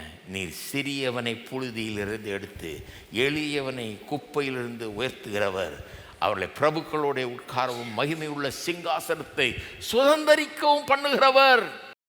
எப்படி புரிஞ்சு வச்சுக்கிட்டா பாருங்க, எப்படி புரிஞ்சு வச்சுக்கிட்டா பாருங்க. கர்த்தரை சொல்றா, புழுதியிலிருந்து எடுக்கிறவர் கர்த்தர், குப்பையிலிருந்து உயர்த்துகிறவர் கர்த்தர். இன்னைக்கு தாழ்ந்து இருக்கிறீங்களா? நான் சொல்றேன், நாளைக்கு நல்லா இருப்பீங்க. கர்த்தரை விசுவாசியுங்கள். ஒரு தாழ்ந்த இடத்துல, தாழ்ந்த வீட்டில், தாழ்ந்த நிலையில பிறந்ததுனால வருந்தாதீர்கள். கர்த்தர் பெரியவர், அவர் நல்லவர், அவர் போதுமானவர், அவர் மகத்துவமானவர். அவரால் கூடாத காரியம் ஒன்றுமில்லை. தேவனால் கூடாத காரியம் ஒன்று உண்டோ என்று வேதம் சொல்லுகிறது. தினந்தோறும் சொல்லுங்க, உம்மால் கூடாத காரியம் ஒன்றுமே இல்லை ஆண்டவரே, நீர் பெரியவர் என்று சொல்லுங்க. நான் சொல்றேன், எந்த நிலைக்கு வருவீங்க பாருங்க. உங்களுடைய எதிர்காலம் நல்லதாக இருக்கும். கர்த்தர் தம்முடைய மகிமையை பல விதத்தில் வெளிப்படுத்துகிறார். அதில் ஒரு விதம் என்னென்னா, பழைய ஏற்பாட்டு காலத்தில் மகிமையை கொடுத்த வெளிப்பாட்டை எப்படி கொடுத்தாரு. சிருஷ்டிப்பை பார்த்துட்டோம், மீட்பை பார்த்துட்டோம். இப்போ நம்ம எப்படி கஷ்டத்தில் இதெல்லாம் மீட்கிறாரு, அதிலெல்லாம் ஒரு மகிமையை எப்படி வெளிப்படுத்துகிறாருன்றதை பார்த்துட்டோம். பழைய ஏற்பாட்டு காலத்தில் ஒரு அற்புதமான வெளிப்பாட்டை அவருடைய மக்களுக்கு கொடுத்தார். அதை கொஞ்சம் கவனிப்போம். மோசேயை ஒரு நாள் என்ன பண்ணுறாரு, கூப்பிட்டு கர்த்தருடைய பர்வதத்தின் மேலே ஏறி வர சொல்கிறார். சீனாய் மலை மேலே ஏறி வர சொல்கிறார். ஏன் 10 கற்பனையை கொடுக்க போகிறாரு. ஆசரிப்பு கூடாரத்தை எப்படி கட்டுறது, அதில் எப்படி பலிகளை செலுத்துவது, பலிகள் முறைமைகள் இதெல்லாம் குறித்து அவனுக்கு போதி. ஏன்னா அதெல்லாம் ரொம்ப முக்கியம். ஏன்னா அவைகளெல்லாம் இயேசுவை குறித்தும் அவருடைய ரட்சிப்பை குறித்தும் போதிக்கிற நிழலாட்டங்கள் அவைகளெல்லாம். இயேசு வர்றதுக்கு முன்னாடியே எப்படி நாம் அவர் சிந்தின ரத்தத்தால் மீட்கப்படுகிறோம், அவர் நமக்காக பலியாகிறார், அதெல்லாம் காட்டுறதுக்கு தான் அந்த பலிகள்லாம். அது ஒரு மதத்துக்குரிய காரியம் இல்லை, இது கர்த்தருடைய ரட்சிப்பை குறித்த வெளிப்பாடு. இதெல்லாம் டீட்டெயில். அந்த ஆசரிப்பு கூடாரம் கட்டப்பட்ட விதம், அதில் யூஸ் பண்ணப்பட்ட மெட்டீரியல் எல்லாமே முக்கியம். எல்லாமே கர்த்தருக்கும் நமக்கு இருக்கிற உறவை குறித்தும் நம்முடைய ரட்சிப்பை குறித்து பேசுது. மனுஷனுடைய பாவ நிலையை குறித்து, ரத்தம் சிந்தப்பட வேணும், போய் அங்கே தெளிக்கப்பட வேணும், எல்லாரும் உள்ளே போக முடியாது கர்த்தர்கிட்ட. இதெல்லாம் நான் நீ பாவி, நீ வராத, உனக்கு பதிலாக யாராவது அந்த ரத்தத்தை சிந்தி அங்கே உடனே தெளித்தாதான் கர்த்தர் உன்னை ஏற்றுக்கொள்வார் அப்படின்லாம் போதிக்கிறதுக்காக கர்த்தர் மேலே கூப்பிட்றாரு. போய் அவன் 10 கற்பனைகள்லாம் பெற்றுக்கிட்டு வந்து ஜனங்கள்கிட்ட சொல்ல ஆரம்பித்தான்னா, ஜனங்க நினச்சிக்காங்க, நல்லா ரீல் விடுறாரியா இவர், ஏதோ 10 கற்பனை 10 ரூல் போடுறாரு பாரு சந்தடி சாக்கில் இவர். எங்கேயோ போய் அங்கே உட்காந்து நோட்ஸ் எழுதிட்டு வந்துட்டார் போல இருக்குது. யோசிச்சு இந்த 10 விதமாக நீ நடக்கணுமாக்கும், இந்த 10 கற்பனைகள் நான் உனக்கு தர்றேன்னு கடவுள் கொடுத்தாருன்னு நம்மகிட்ட சொல்கிறாருன்னு இவன் நினச்சிக்குவான். அந்த மாதிரி ஜனம் அவங்க சொன்ன ஒன்று கேட்குற ஆளுங்க கிடையாது. அதனால் அந்த ஜனங்களுக்கு இவர் தான் சொன்னார், மோசே இல்லை, இவர் தான் இந்த 10 கற்பனைகள்லாம் கொடுத்தாரு, இவர் தான் இந்த ஆசரிப்பு கூடாரத்தை பற்றிலாம் சொன்னார், இவர் தான் இந்த பலிகள் முறைமைகள்லாம் இன்ஸ்டிடியூட் பண்ணுறாருன்றதை காமிக்கிறதுக்காக என்ன பண்ணுறாரு, மோசையை கூப்பிட்டப்ப ஸ்பெஷலாக ஒன்று செய்கிறார், ஜனங்களுக்கு காட்டுறார், நான் தான் இதுக்கு பின்னால் இருக்கிறேன், அலட்சியம் பண்ணாத, இது மோசேனத்திலிருந்து வரல, எங்கிட்டேருந்து வருதுன்றதை காமிக்கிறதுக்கு சொல்கிறாரு. யாத்ராம் 24ஆம் அதிகாரத்தில் 15ஆம் வசனத்திலேருந்து வாசிக்கிறேன் பாருங்கள். மோசே மலையின் மேல் ஏறின போது, மலையின் மேலே கூப்பிட்றாரு, ஏறும்போது ஒரு மேகம் மலையை மூடிட்டு கர்த்தருடைய மகிமை சீனாய் மலையின் மேல் தங்கி இருந்தது. மேகம் 6 நாள் அதை மூடி இருந்தது. 7ஆம் நாளில் அவர் மேகத்தின் நடுவில் இருந்து மோசேயை கூப்பிட்டார். மலையின் கொடுமுடியிலே கர்த்தருடைய மகிமையின் காட்சி இஸ்ரவேல் புத்தருடைய கண்களுக்கு பட்சிக்கிற அக்னியை போல் இருந்தது. ஜனங்க பார்க்குறாங்க, அந்த அக்னியை பார்த்து பயப்படுறாங்க, ஏன்னா பட்சிக்கிற அக்னியை போல் இருக்கிறது. மோசே மேகத்தின் நடுவில் பிரவேசித்து மலையின் மேல் ஏறி இரவும் பகலும் 40 நாள் மலையில் இருந்தான். ஒரு காலகட்டத்தில் மோசேட்டு அவங்க என்ன சொல்கிறாங்க, இப்பொழுது நாங்கள் ஏன் சாவானேன், இந்த பெரிய அக்கினி எங்களை பட்சிக்குமே, நாங்கள் இன்னும் தேவனாகிய கர்த்தரின் சத்தத்தை கேட்போமாகில் சாவோம். கர்த்தர் கொஞ்சம் பேச வேணான்னு சொல்லுங்கள், அவர் பேசுகிற சத்தமே எங்களை சாகடிச்சிடும் போல இருக்குது, பயங்கரமாக இருக்குது அப்படிங்கிறாங்க. ஏன் இதெல்லாம் பண்ணுறாரு, ஏன்னா கர்த்தரை அவர்கள் பெருசாக நினைக்கல, அவர் எவ்வளோ பெரியவர்னு புரிஞ்சு கொள்ளலை, அவர்களுக்கு தான் எவ்வளவு பெரியவர் என்பதை காட்ட விரும்புகிறார், ஒரு சீரியஸ்னஸை உண்டாக்க விரும்புகிறார். எவ்வளோ பெரியவர் அவர், சும்மா லேசாக விளையாடாத என்கிட்டங்கிறது தான் அதனுடைய செய்தி. என்கிட்ட விளையாடாத, தூரத்தில் நெல், அங்கே நெல், பாரு என்ன நடக்குதுன்னு. நான் எப்படிப்பட்ட சத்தத்தை கேட்டே பயப்படுறான், அந்த பட்சிக்கிற அக்னி போல் எரியுது மலை மேலே, அதை பார்த்து பயப்படுறான். ஐயோ கர்த்தர்கிட்ட பேசாமல் இருந்தால் நல்லா இருக்கும்ன்றான். பிறகு பாருங்கள், இந்த ஜனங்கள்கிட்ட கர்த்தரை வெறுப்படைச்சிட்டார். ஏன்னா சும்மா கர்த்தரை குறை பேசி அப்படியே வாழ்கிற ஒரு நிலை இல்லாத ஜனம் பாருங்கள், அடிமைகளாக இருந்தவங்க. அந்த அடிமைத்தனத்தின் புத்தி அப்படியே இருக்குது. எகிப்திலேருந்து வெளியே கொண்டாந்துட்டார், அடிமைத்தனத்திலேருந்து விடுவிச்சிட்டாரு, ஆனால் உள்ளம் அடிமைத்தனத்தின் உள்ளமாக இருக்கிறது. நிறைய பேர்ட்டு பிரச்சனை அதுதான் பாருங்கள். உள்ளம் ஒரு வெற்றியின் உள்ளமாக மாறல. நல்ல எதிர்காலத்தை பிறப்பிக்க வேண்டும் என்றால் உள்ளம் ஒரு நல்ல விசுவாச இருதயமாக உள்ளமாக மாற வேண்டும். இருதயமும் மனமும் வித்தியாசமானதாக மாற வேண்டும். சும்மா போய் ஞானஸ்தானம் எடுத்துகிட்டா போத்தாது, அதன் பிறகு மனம் புதிதாக வேண்டும். வெற்றி வாழ்வுக்கு ஏதுவான ஒரு இருதயம் ஒரு மனம் இருந்தால் தான் வெற்றி வாழ்வு உண்டாகும். இஸ்ரவேல் மக்கள் ஏன் கானான் தேசத்தில் போய் சேர முடியல ஒரு சந்ததி? ஏன்னா வெற்றிக்கான இருதயம் இல்லை. பாலும் தேனும் ஓடுகிற நலமும் விசாலமான தேசத்தில் போய் அதையெல்லாம் அனுபவிக்கக்கூடிய அப்படிப்பட்ட ஒரு பண்பட்ட இருதயம் அவர்களுக்கு இல்லை. அப்படிப்பட்ட இருதயமாக தங்களுடைய இருதயத்தை மாற்றிக்கொள்ள தவறிவிட்டார்கள். அப்போ வெற்றி வேணுமா? இருதயத்தை மாற்ற. திருமண வாழ்க்கையில் நிறைய பேர் கவலை, திருமணம் ஆனால் எப்படி இருக்குமோ, கடவுள் சிலருக்கு தோல்வியை வச்சிருக்கிறார் அப்படின்னு நினைக்கிறாங்க. கிடையாது. இல்லை இல்லை, திருமண வாழ்க்கையில் வெற்றிகரமாக வாழ்வதற்கு ஏற்ற ஒரு இருதயம் உண்டாகணும். வீடு ஞானத்தினாலே கட்டப்படுகிறது, விவேகத்தினால் நிலைநிறுத்தப்படுகிறது, அறிவினால் ஏதன் அறைகளில் அருமையும் எருமையுமான பொருள். அப்போ அதை சம்பாதிச்சுக்கணும். தொழிலில் வெற்றி தான், அதே தான் வெற்றி. வாழ்வுக்கான எல்லாத்துலேயும் வெற்றிக்கான ஒரு மனப்பான்மை, ஒரு எண்ணங்கள், அப்படிப்பட்ட விசுவாசிக்கிற ஒரு இருதயம் ரொம்ப முக்கியம் பாருங்கள். அப்போ தான் வாழ்க்கையில் வெற்றி உண்டாக முடியும். அப்போ அந்த விதமான இருதயம் இவங்கள்ட்ட இல்லை பாருங்கள். இவங்க கொஞ்சம் முரட்டாட்டமான ஆட்கள். கர்த்தர் அவங்களுக்கு சீரியஸ்னஸை உணர்த்துகிறார். ஒரு காலகட்டத்தில் சொல்லிட்டார்ப்பா, நீ கூப்பிட்டு போ, நான் வரலன்ட்டார் மோசேட்ட. மோசே அப்புறம் கெஞ்சி கூத்தாடி, ஆண்டவரே நீர் வரலன்னா நான் போகலை அப்படின்னு வந்துட்டான். கடைசியில் சரி வா வரேன்னு வர்றாரு கர்த்தர். அவர் வரேன்னு சொன்னோன்னு எனக்கு கொஞ்சம் தைரியம் அதிகமாகிடுச்சு. அப்புறம் அவர்கிட்ட பார்த்து சொல்கிறான், 33ஆம் அதிகாரத்தில் யாத்திராகமத்தில் 18ஆம் வசனத்தில் பார்த்தீங்கன்னா, உம்முடைய மகிமையை எனக்கு காண்பித்தருளும். ஏன் அவன் மகிமையை பார்த்தது இல்லையா? கடவுளுடைய மகிமையை எத்தனை தடவை பார்த்துருக்குறான்? இரவிலே அக்கினி ஸ்தம்பம், பகலிலே மேக ஸ்தம்பம். அதெல்லாம் என்ன? ஷெக்கின்னா மகிமை. தேவனுடைய பிரசன்னத்தினால் அவர்களை காக்கிறாரு. இரவிலும் காக்கிறார், பகலும் காக்கிறார். இரவும் பகலும் அதை மகிமையை பார்த்தவன் இவன். இவன் மட்டும் இல்லை, ஜனங்களும் பார்த்துருக்குறாங்க. ஏன் இப்போ 6 நாளாக மலை மேலே மேகம் மூடிக்கிட்டு இருந்தது, கர்த்தர் தன்னுடைய மகிமையை காட்டுறாரு. அந்த பட்சிக்கிற அக்கினியின் மூலமாகவும் மேகத்தின் மூலமாக மகிமை அதை பார்க்கலையா? பார்த்துருக்குறான். ஆனால் அது பத்தலைங்கிறான். நான் இன்னும் ரொம்ப கிட்ட வந்து பார்க்கணும், இன்னும் க்ளோஸாக தெரிந்து கொள்ள வேண்டும், நல்லா தெரிஞ்சுக்கணும், நான் அறிந்து கொள்ள விரும்புகிறேன் அப்படிங்கிறான். கர்த்தர் சொல்கிறாரு, இல்லை என் முகத்தை நீ பார்க்க முடியாது. 20ஆம் வசனத்தில் சொல்கிறார், 33ஆம் அதிகாரத்தில் யாத்திராகமத்தில், என் முகத்தை காண மாட்டாய். ஒரு மனுஷனும் என்னை கண்டு உயிரோடு இருக்கக்கூடாது. கூடாதுன்னா முடியாதுன்னு அர்த்தம். அது கூடுகிற காரியம் அல்ல அப்படிங்கிறாரு.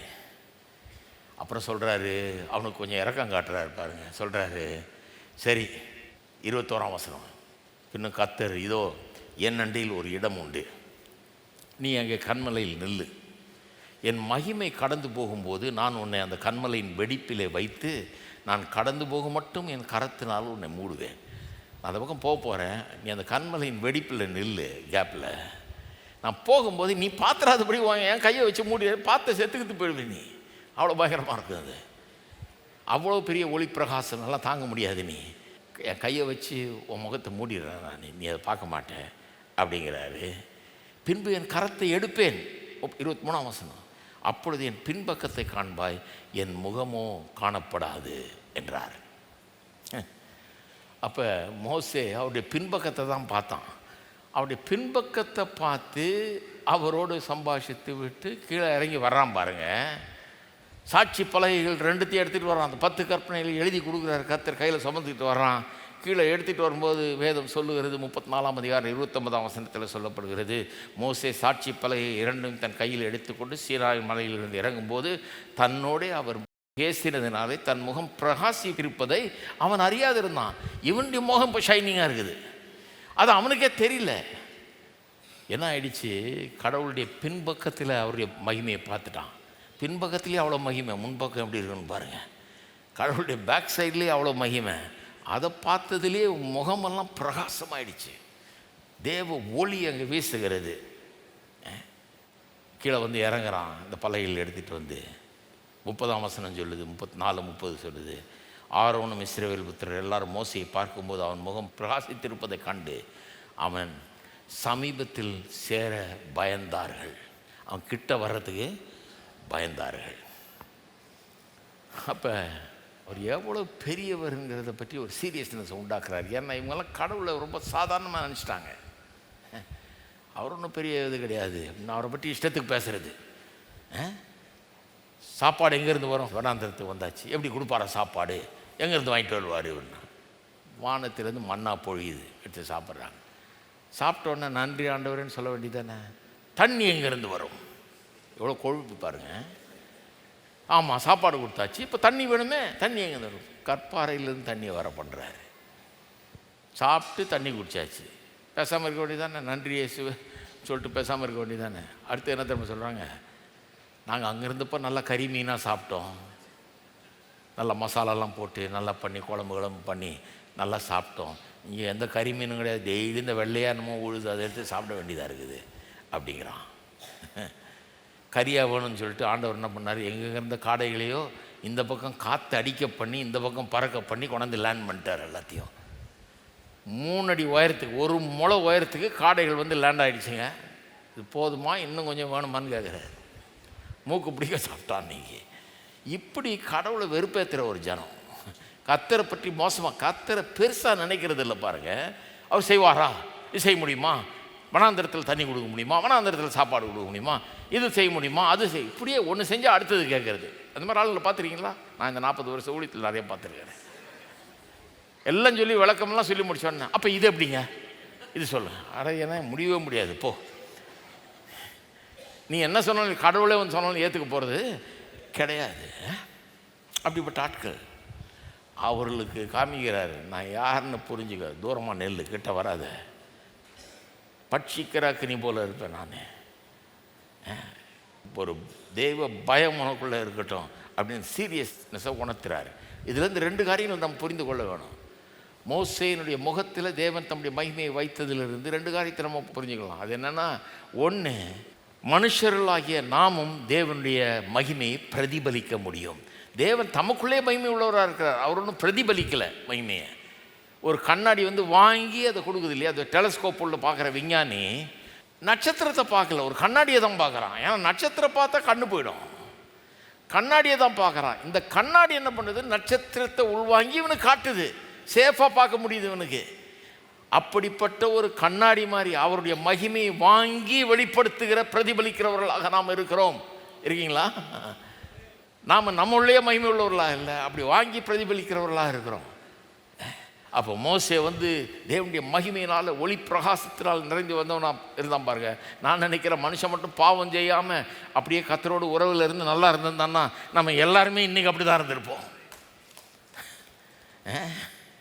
எல்லாருமே நாம் இப்படி தான் இருப்போம். ஏன்? வேதம் சொல்லுகிறது, சங்கீதம் 8:5, அவனை கனத்தினாலும் மகிமையினாலும் முடிசூட்டினீர்.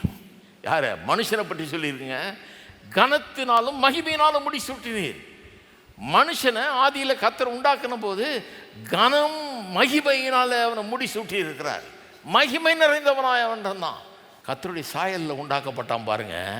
அவர் மகத்துவமானவர், எல்லாத்தையும் காட்டிலும் பெரியவர். இவனும் பெரிய ஆளாக தான் இருந்தான்.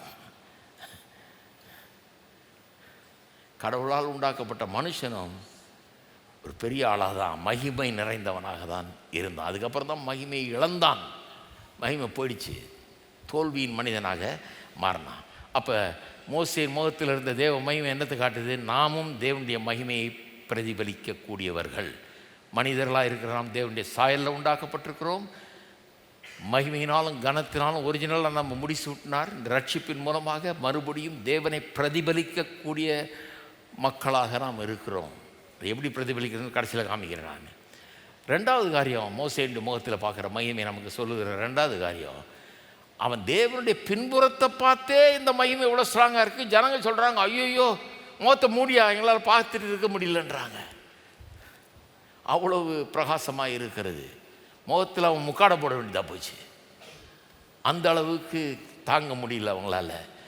தேவனுடைய பின்புறத்தின் மகிமையே அப்படி இருந்ததுன்னா தேவன் எவ்வளவு மகிமை உள்ளவரான இருப்பார் என்பதை யோசிச்சு பாருங்க.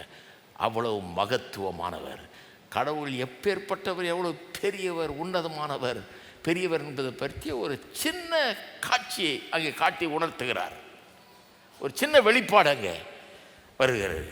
ஆனால் புதிய ஏற்பாட்டில் வந்தீங்கன்னா பவுல் அப்போஸ்தலன் சொல்கிறாரு, 2 கொரிந்தியர் 3ஆம் அதிகாரத்துக்கு போங்க. புதிய ஏற்பாட்டில் 2 கொரிந்தியர் 3ஆம் அதிகாரத்துக்கு போனீங்கன்னா அங்கே பழைய உடன்படிக்கையும் புதிய உடன்படிக்கையும் ஒன்றோடொன்று ஒப்பிடுகிறார். அது எப்படி, இது எப்படின்னு. பழைய உடன்படிக்கைங்கிறது அந்த பழைய காலத்தில் இருந்த உடன்படிக்கை. புதிய உடன்படிக்கைங்கிறது இயேசு கிறிஸ்துவின் மூலமாக இன்றைக்கு உண்டாயிருக்கிற உடன்படிக்கை. இந்த ரெண்டுத்துக்கு என்ன வித்தியாசம்? அதை காட்டிலும் இது மேலானதுன்றதை காட்ட விரும்புகிறார். எப்படியெல்லாம் மேலானதுன்றதை பேச விரும்புகிறார். அது சொல்லும்போது 7ஆம் வசனத்தில் அந்த பழைய உடன்படிக்கையை பற்றி இப்படி சொல்கிறார். எழுத்துக்களினால் எழுதப்பட்டு கற்களில் பதிந்திருந்த மரணத்துக்கு ஏதுவான ஊழியத்தை செய்த மோசேயினுடைய முகத்திலே மகிமை பிரகாசம் உண்டானபடியால் இஸ்ரவேல் புத்திரர் அவன் முகத்தை நோக்கி பார்க்கக்கூடாது இருந்தார்களே சொல்கிறார். பழைய உடன்படிக்கையின் கீழே கர்த்தர் தம்முடைய மகிமையை வெளிப்படுத்துகிறாரு. அவருடைய பின்புறத்தை பார்த்துட்டு வந்த மோசே அவனுடைய முகத்தை பார்க்க முடியாமல் ஜனங்க தவிச்சாங்களே. பழைய உடன்படிக்கையின் மகிமை அது. அவங்களால ஏறெடுத்து பார்க்க முடியல, முக்காடு போட வேண்டியதாக போச்சு. அப்படி பண்ணாங்களே. ஆனால் 10ஆம் வசனத்தில் சொல்கிறாரு, மகிமைப்பட்டிருந்த அந்த ஊழியம் அது மகிமையான ஊழியம்தான். கர்த்தர் அது மூலம் ஒரு பெரிய வெளிப்பாட்டை தர்றாரு. அந்த ஊழியம் இந்த ஊழியத்துக்கு உண்டாயிருக்கிற சிறந்த மகிமைக்கு முன்பாக மகிமைப்பட்டது அல்ல. இப்போ இயேசு கிறிஸ்துவின் முகத்திலே நாம் தேவனுடைய ஒளியை பார்க்கிறோம். இந்த புதிய உடன்படிக்கையில் வெறும் மோசேயின் முகத்தில் தேவனுடைய மகிமை இல்லை, மனுஷனாய் வந்த தேவனையே நாம் பார்க்கிறோம். தேவனுடைய மகிமை அவர்களை காண்கிறோம். இந்த மகிமை அந்த மகிமையோடு ஒப்பிட்டா அந்த மகிமை இதுக்கு ஈடாவே கிடையாது, ஒன்றுமே கிடையாது அந்த மகிமை. இந்த மகிமை அவ்வளோ பெருசுன்றாரு. எப்படி சொல்கிறாரு? இவர் பார்த்துட்டு வந்தார், தமஸ்கு போகிற வழியில் தரையில் விழுந்தார், சுற்றிலும் ஒளி பிரகாசம் வீசு, கண்ணே குருடா போயிடுச்சு. கடைசியில் அவருக்கு கண்ணு திறக்கப்பட வேண்டியதாக போச்சு. இயேசுவை தரிசிக்கிறார் அவர். இயேசு யார்? இயேசுடைய மகிமை எப்படிப்பட்ட மகிமை? இயேசு நீங்கள் மறந்துடக்கூடாது, வெறும் மனுஷன் மட்டுமில்லை, அவர் தேவனாகவும் இருக்கிறார்.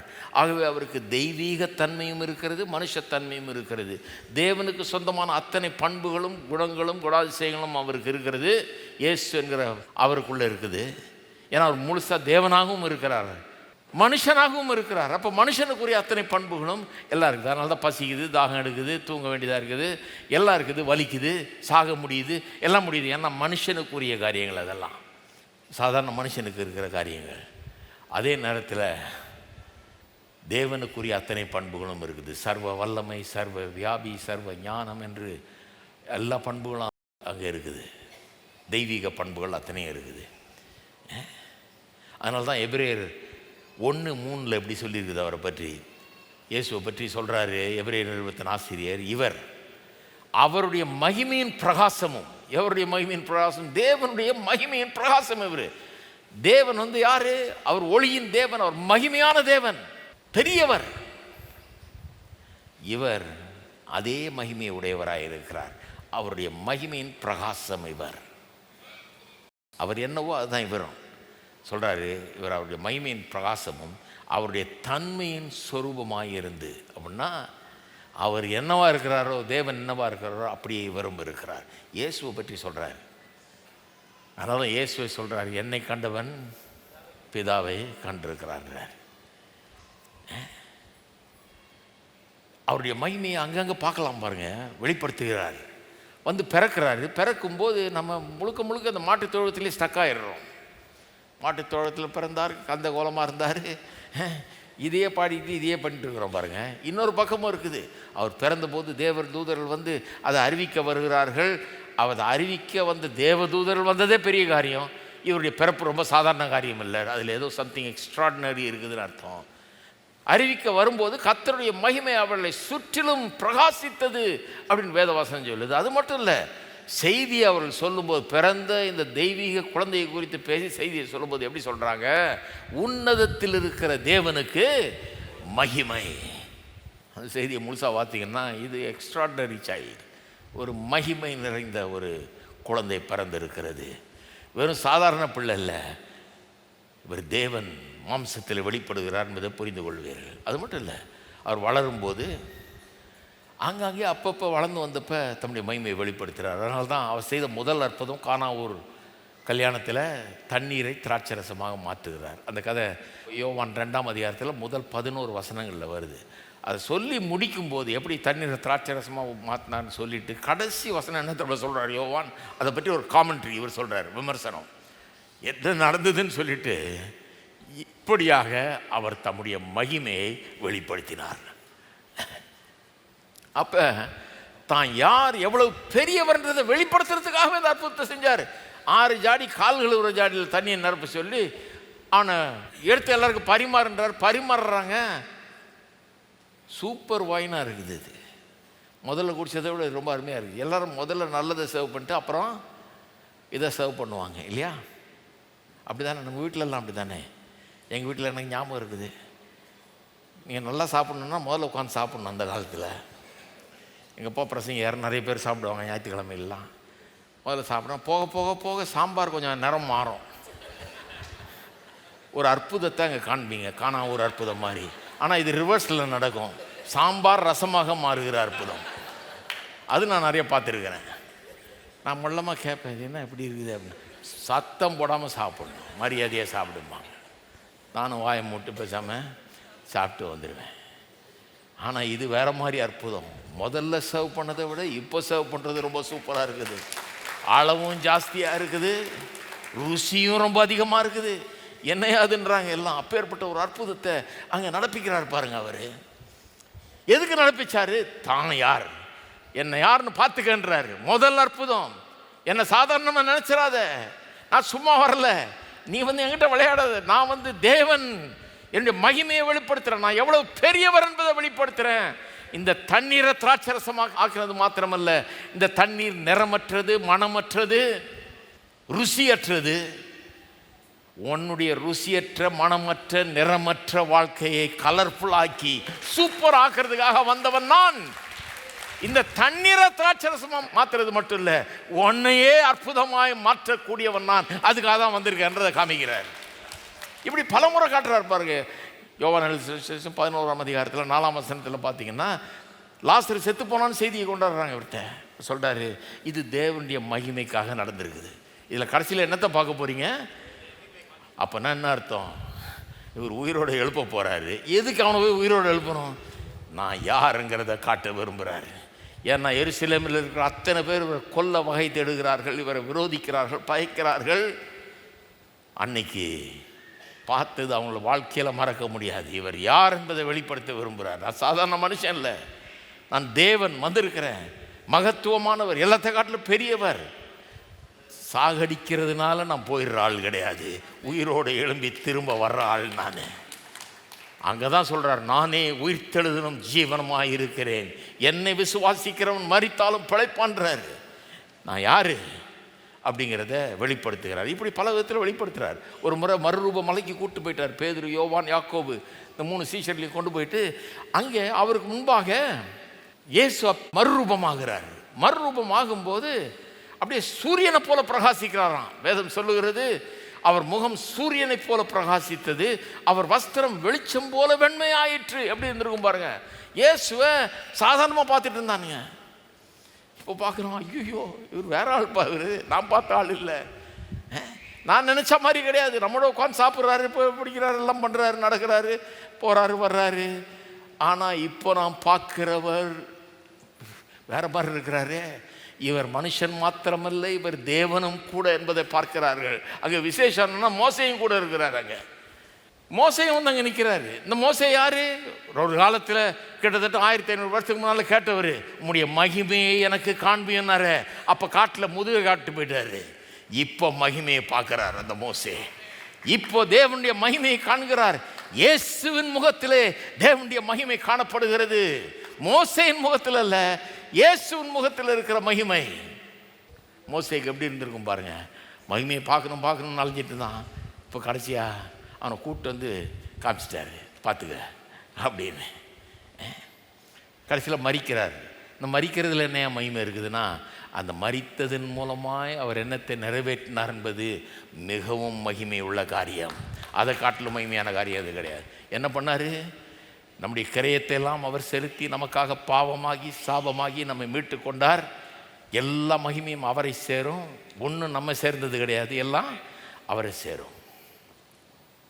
எல்லாத்தையும் அவர் செஞ்சிட்டார். அதனால தான் ரட்சிப்பின் உபதேசத்தில் ரொம்ப கேர்ஃபுல்லாக இருக்கணும். மனுஷனுடைய கான்ட்ரிபியூஷன் எதுவும் கிடையாது. நாம் கொஞ்சம் நல்லவர்கள், மற்றவர்கள் காட்டிலும் கொஞ்சம் பெட்டரு. நான் புண்ணியம் செஞ்சுருக்கேன், அண்டாங்குண்டான் சட்டி பானை கொடுத்தேன், வேட்டி கொடுத்தேன், சட்டை கொடுத்தேன், அதனால நான் ரட்சிக்கப்படலை. எதனால நான் ரட்சிக்கப்படுறேன்? நான் பாவி, நான் தகுதியற்றவன், நரகத்துக்கு போக வேண்டியவன். என்ன நான் ரட்சித்துக் கொள்ள முடியாது, எவரும் இந்த உலகத்தில் ரட்சிக்க முடியாது. அவர் வந்து அவரே எல்லாத்தையும் செய்து, அவரே செத்து, அவரே எனக்காக சாபமாகி, அவரே எல்லா கரையத்தை செலுத்தி டோட்டல் பேமெண்ட் அவர் பண்ணி என்னை மீட்டு விட்டார். இருக்கிறீங்களா? முழு மகிமை அவருக்கு சொந்தம். இப்படி மரித்தவர் மகிமையிலே எடுத்து கொள்ளப்பட்டார்னு பவுல் சொல்றார் 1 தீமோத்தேயுல. உயிரோடு எழுந்து மகிமையில் எடுத்து கொள்ளப்பட்டார். திரும்ப வருவார்னு வேதம் சொல்லுது. அது என்ன மாதிரி நல்லா சொல்லுது பாருங்க. மத்தேயு 16:27 சொல்லுது, மனுஷகுமாரன் தம்முடைய பிதாவின் மகிமை பொருந்தினவராய் தம்முடைய தூதரோடு கூட வருவார்னு. மத்தேயு 24:30 சொல்லுகிறது, அப்பொழுது மனுஷகுமாரன் வல்லமையோடும் மிகுந்த மகிமையோடும் வானத்தின் மேகங்கள் மேல் வருகிறதை பூமியில் உள்ள சகல கோத்திரத்தாரும் கண்டு புலம்புவார்கள் அப்படின்னு சொல்லி இருக்குது. 25:31 சொல்லுது, மனுஷகுமாரன் தமது மகிமை பொருந்தினவராய் சகல பரிசுத்தர் தூதரோடு கூட வரும்போது தமது மகிமை உள்ள சிங்காசனத்தின் மேல் வீற்றிருப்பார். மகிமையின் தேவன் இவர்.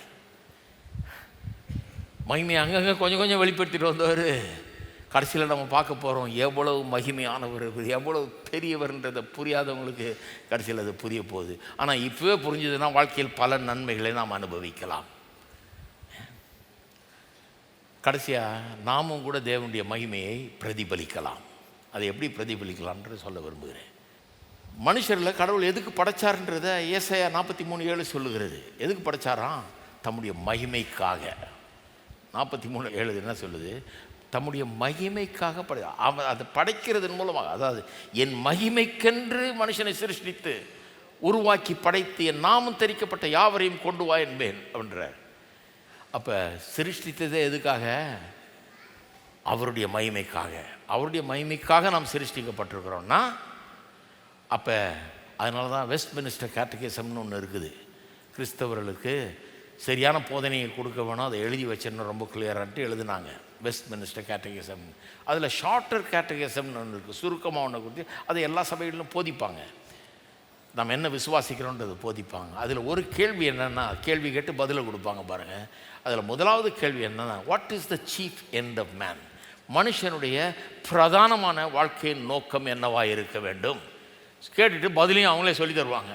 இதெல்லாம் மனப்பாடம் சொல்லுவாங்க. பதில் என்ன? மனுஷனுடைய நோக்கம் என்னவாக இருக்க வேண்டும்? His chief end is to glorify God and enjoy Him forever. மனுஷனுடைய பிரதான வாழ்க்கையின் நோக்கம் என்ன? தேவனை மகிமைப்படுத்த வேணும், அவரை நன்றாய் சந்தோஷமாக அனுபவிக்க வேண்டும், என்ஜாய் பண்ணணும், அவரை மகிமைப்படுத்தணும், அவர் என்ஜாய். அதுக்காக நம்மளை உண்டாக்குனாரு. அவரை என்ஜாய் பண்ணுறதுக்காக தான் உண்டாக்குனார். அதனால தான் அவரை மாதிரி உண்டாக்குனார். அவரை மகிமைப்படுத்தும்படியாக உண்டாக்குனார். அதனால தான் நம்மளை உண்டாக்குனார். அவரை மாதிரி நம்மளை உண்டாக்கலன்னா நாம் அவரை மகிமைப்படுத்த முடியாது. அவருடைய சில குணாதிசயங்கள்லாம் நம்மளோடு பகிர்ந்து கொள்ளுகிறார். இந்த attributes, character of God, attributes of God இருக்குது இல்லையா, தேவனுடைய குணாதிசயங்கள். அதை தியாலஜியில் போதிக்கும் போது 2 விதமாக போதிக்கிறார்கள்.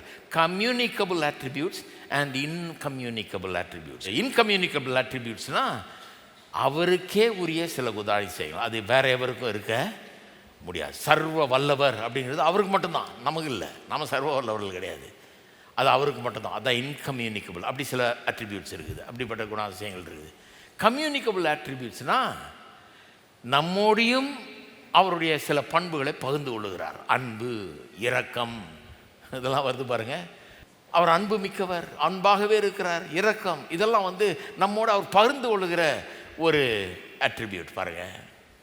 அப்போ நம்ம ஏன் அப்படி உண்டாக்குறாரு? என்ன, தேவனை மகிமைப்படுத்த வேண்டும் என்று அப்படி உண்டாக்குறார். சரி, எப்படி நம்ம தேவனுடைய மகிமையை இந்த உலகத்தில் பிரதிபலிக்க முடியும்? இதை மட்டும் சொல்லிடுறேன். ஒன்று, அவரை விசுவாசித்து ஏற்றுக்கொண்டு ரட்சிக்கப்படுவதன் மூலமாக. அதில் என்ன அவ்வளோ விசேஷம்? எப்படி மகிமைப்படுத்துகிறோம் அவரை ஏற்றுக்கொண்டு விசுவாசிக்கிறது மூலமாக எப்படி அவரை மகிமைப்படுத்துகிறாங்க? எப்படி மகிமைப்படுத்துகிறோன்னா, அதனால தான் பாருங்கள், ஆபிரகாமை பற்றி இந்த ரட்சிப்பு குறித்து போதிக்கும் போது ரோமர்கள் நிருபத்தில் பாவத்தை குறித்தும் மீட்பை குறித்தும் போதிக்கிறார் இல்லையா? முழுக்க போதனை அதை பற்றியது தான். அதில் ஆபிரகாம் கதையை கொண்டாடுறார் 4ஆம் அதிகாரத்தில். கொண்டு 100 வயசில் மனைவி 90 வயசாக இருக்கும்போது சரீரம் செத்து போனது, கற்பம் செத்து போனது என்றெல்லாம் நினைக்கிற காலத்தில் அவன் எப்படி தேவன் வாக்குத்தத்தம் பண்ணினதை நிறைவேற்ற வல்லவராய் இருக்கிறார் என்று முழு நிச்சயமாய் நம்பி தேவனை மகிமைப்படுத்தினான் என்று போதிக்கிறாரு. போதிச்சுட்டு சொல்கிறாரு, அது அவனுக்கு நீதியாக எண்ணப்பட்டது, அதனால் அவனுக்கு குழந்தை பிறந்தது. அது அவனுக்கு மட்டும் இல்லை, விசுவாசிக்கிற நமக்கு எல்லாருக்கும் அது நீதியாக எண்ணப்படும் அப்படிங்கிறாரு. அப்போனா என்ன அர்த்தம்? ரட்சிப்பை பற்றி போதிக்கும் போது என்ன சொல்கிறாரு? அவனுக்கு குழந்தை பிறந்தபோது ஏன் 100 வருஷம் வரைக்கும் வெயிட் பண்ண வச்சார்? மனைவிக்கு 90 வயசு ஆகிற வரைக்கும் ஏன் வெயிட் பண்ண வச்சார்? எவரும் சொல்ல முடியாது அவங்க ஏதோ பண்ணிட்டாங்கன்னு. ஏதோ மருந்து கொடுத்து பிறந்துருச்சாக்கும், ஏதோ ஒரு யாரோ ஒரு உதவினால் பிறந்துச்சா, அதெல்லாம் சொல்ல முடியாது. வயசு ரொம்ப ஆயிடுச்சு, பிறக்கிற ஏஜ் கிடையாது, அப்படிப்பட்ட வயசில் பிறக்குது. அப்போ என்ன அர்த்தம்? ரட்சிப்பை பற்றி தான் அது போதனை. அந்த ரட்சிப்பு எப்படி நடக்குது? நம்முடைய எந்த செயல்னாலும் அல்ல, நம்முடைய புண்ணியத்தினால் அல்ல, நாம் ஏதோ புண்ணியம் கட்டிக்கிட்டதுனால அல்ல, செய்ததுனால அல்ல, எல்லாமே அவருடைய செயல். நமக்கு ரட்சிப்பு உண்டாக வாய்ப்பே கிடையாது, ஆனால் அவர் நமக்கு ரட்சிப்பை உண்டு பண்ணுகிறார். இருக்கீங்களா? அப்போ நாம் ரட்சிக்கப்படும் போது இயேசுவை ரட்சகர்னு நம்ம விசுவாசிக்கும் போது நம்ம என்ன சொல்கிறோம்? என்னை நான் ரட்சித்து கொள்ளவே முடியாது, நான் சுத்தமாக தகுதியற்றவன், நரகத்துக்கு போக வேண்டியவன். ஆனால் என்னை கிருபையாய் அவர் தம்முடைய பலத்தினால் ரட்சித்து விட்டார். அப்போ நம்ம என்ன பண்ணுறோம்? ரட்சிக்கப்பட்ட ஒவ்வொருவரும் அப்படி தான் விசுவாசிக்கிறாங்க. நான் ரொம்ப நல்லவங்க, அதனால தான் நான் ரட்சிக்கப்பட்டேன் சொன்னாங்கன்னா ரட்சிப்புனா என்னன்னு புரியவே இல்லைன்னு அர்த்தம். ரட்சிக்கப்பட்டவர்கள் எல்லாம் என்ன சொல்கிறாங்க? நான் நல்லவனே கிடையாது, நரகத்துக்கு போக வேண்டியவன், என்னை கர்த்தர் அதுலேருந்து விடுவிச்சிட்டாரு, காப்பாற்றிட்டாரு, அதான் ரட்சிப்பு. இப்போ நாம் என்ன சொல்கிறோம்? அவருக்கு மகிமையை செலுத்துகிறோம். அதனால தான் சொல்கிறேன், ரட்சிக்கப்படும் போது ரட்சிக்கப்படுவதன் மூலம் தேவனுக்கு மகிமையை செலுத்துகிறீர்கள். அது மட்டும் இல்லை, ஆராதிக்கிறதன் மூலமாக தேவனுக்கு மகிமையை செலுத்துகிறோம். நம்ம இங்கே கூடி வந்து ஆராதிக்கிறோம், பாடலெல்லாம் பாடுறோம். பாடலில் எதனால் பாடுறோம்? சங்கீதக்காரன் சொல்கிறான் 29:2 கர்த்தருடைய நாமத்துக்குரிய மகிமையை அவருக்கு செலுத்துங்கள், பரிசுத்த அலங்காரத்துடனே கர்த்தரை தொழுந்து கொள்ளுங்கள். 66:2 சொல்கிறான், அவர் நாமத்தின் மகத்துவத்தை கீர்த்தனம் பண்ணி அவர் துதியின் மகிமையை கொண்டாடுங்கள். அப்போ ஆராதனைன்னா என்னங்க? அவர் எப்பேற்பட்ட, அவர் நாமம் திரும்ப வருது பாருங்க, அவருடைய குணம், அவர் எவ்வளோ நல்லவர் என்பதை பாடி பாடி, எவ்வளோ பெரியவர் என்பதை, மகத்துவமானவர் என்பதை பாடி பாடி கீர்த்தனம் பண்ணி அவரை ஸ்தோத்திரிங்கள்ன்றான். அதுதான் ஆராதனை. அப்போ நம்ம ஆராதிக்கும் போது எதுக்காக ஆராதிக்கிறோம்? அவரை, அவருடைய மகிமையை நாம் பிரதிபலிக்கிறோம். அவர் எப்படிப்பட்டவர் என்பதை பாடுகிறோம்.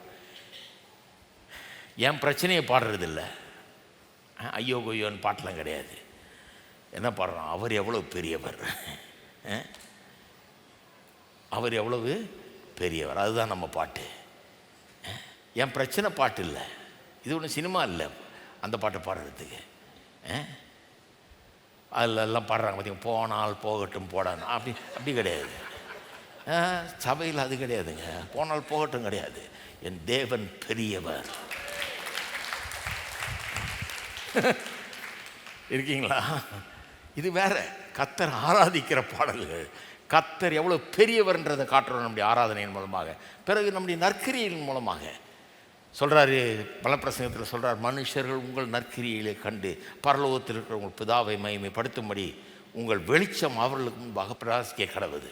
உங்கள் நற்கிரியின் மூலமாக தேவன் எவ்வளோ நல்லவர் என்பதை காட்டுங்கன்றார், பிதாவை மகிமைப்படுத்துகின்றார். அப்போ நம்ம நல்லது செய்யும்போது அவங்களுக்கு தெரியுது, இது கடவுளத்தில்னு வந்திருக்கிற குணம் அப்படிங்கிறது தெரியுது. 4வது, சுவிசேஷத்தை இந்த உலகத்தில் பரப்புகிறதுக்கு நாம் உதவியாக இருக்க வேணும். சுவிசேஷத்தை பரப்புறதுனா என்னங்க? உலகம் முழுக்க சகல ஜாதிகளுக்கு சுவிசேஷத்தை எடுத்து செல்றதுனா என்ன? 1 நாளாகமம் 16:24 சொல்லுகிறது, ஜாதிகளுக்குள்ளும் அவருடைய மகிமையும் சகல ஜனங்களுக்குள்ளும் அவருடைய அதிசயங்களும் விவரித்து சொல்லுங்கள். ஜாதிகளுக்குள்ளும்னு வருது இல்லையா? இது தமிழில் வாசிக்கும்போது கேர்ஃபுல்லாக இருக்கணும். ஆங்கிலத்தில் பார்த்தீங்கன்னா நேஷன்ஸ்னு வரும். அந்த தேசங்களை தான் ஜாதிகள்னு தமிழில் மொழிபெயர்த்துட்டாங்க. ஒரு தேசத்துக்கு ஒரு ஜாதின்ற மாதிரி ஆகிப்போச்சு. இப்போது தேசங்கள்னு மொழிபெயர்த்தா கரெக்டாக இருக்கும் பாருங்கள். தேசங்களுக்குள்ளும் அவருடைய மகிமையை சகல ஜனங்களுக்குள்ளும் அவருடைய அதிசயங்களையும் விவரித்து சொல்லுங்கள். அப்போ சுவிசேஷம்னா என்ன? ஒரு பைபிள் காலேஜ் வச்சு நடத்துகிற ஒருத்தர் ஒரு முறை சொன்னார், ரொம்ப வருத்தப்பட்டு சொன்னார், படிக்கிறாங்க, டிகிரியெல்லாம் வாங்குறாங்கய்யா, சுவிசேஷத்தை பிரசங்கம் பண்ணியாருன்னா ஒருத்தனுக்கும் சுவிசேஷம் பிரசங்கம் பண்ண தெரியலன்றார். எப்படிங்க இதை பண்ணுறதுன்றார். சுவிசேஷத்தை பிரசங்கம் பண்ண தெரியல அப்படிங்கிறார். ஏன் தெரியலன்னா, கர்த்தர் எவ்வளோ பெரியவர்னு தெரியல, அவர் எப்படிப்பட்டவர்னு தெரியல. ஏன்னா சுவிசேஷ பிரசங்கம்னா என்ன? அவருடைய மகிமையை, அவருடைய அதிசயங்களை எடுத்து சொல்லுவது. எத்தனை சம்பவங்கள் இருக்குதுங்க பழைய ஏற்பாட்டில் புதிய ஏற்பாட்டில், எத்தனை சம்பவங்கள், எத்தனை கதைகள் இருக்குது.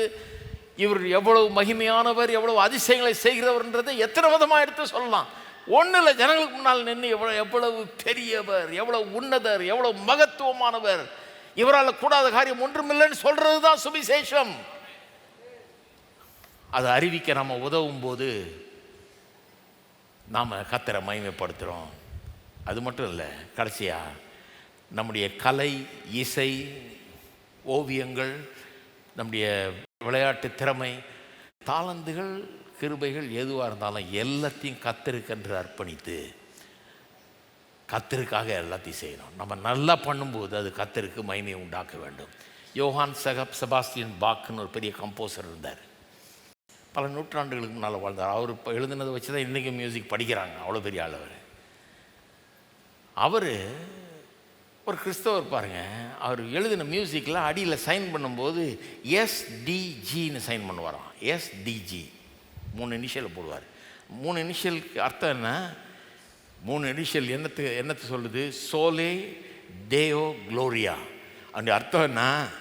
To God alone be the glory. தேவனுக்கு மட்டுமே மகிமை. கீழே எழுதுறாரு. மியூசிக் எழுதிட்டேன், இது காலாகாலமாக ஜனங்க வாசிக்க போகிறாங்க, இதுலேருந்து தான் கற்றுக்க போகிறாங்க வாசிக்கிறதுக்கு.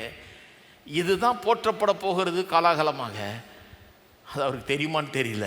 எழுதிட்டாரு. எழுதிட்டு சொல்கிறாரு, எனக்கு எந்த மகிமையும் கிடையாது, தேவனுக்கே மகிமை, தேவனுக்கு மட்டுமே மகிமை.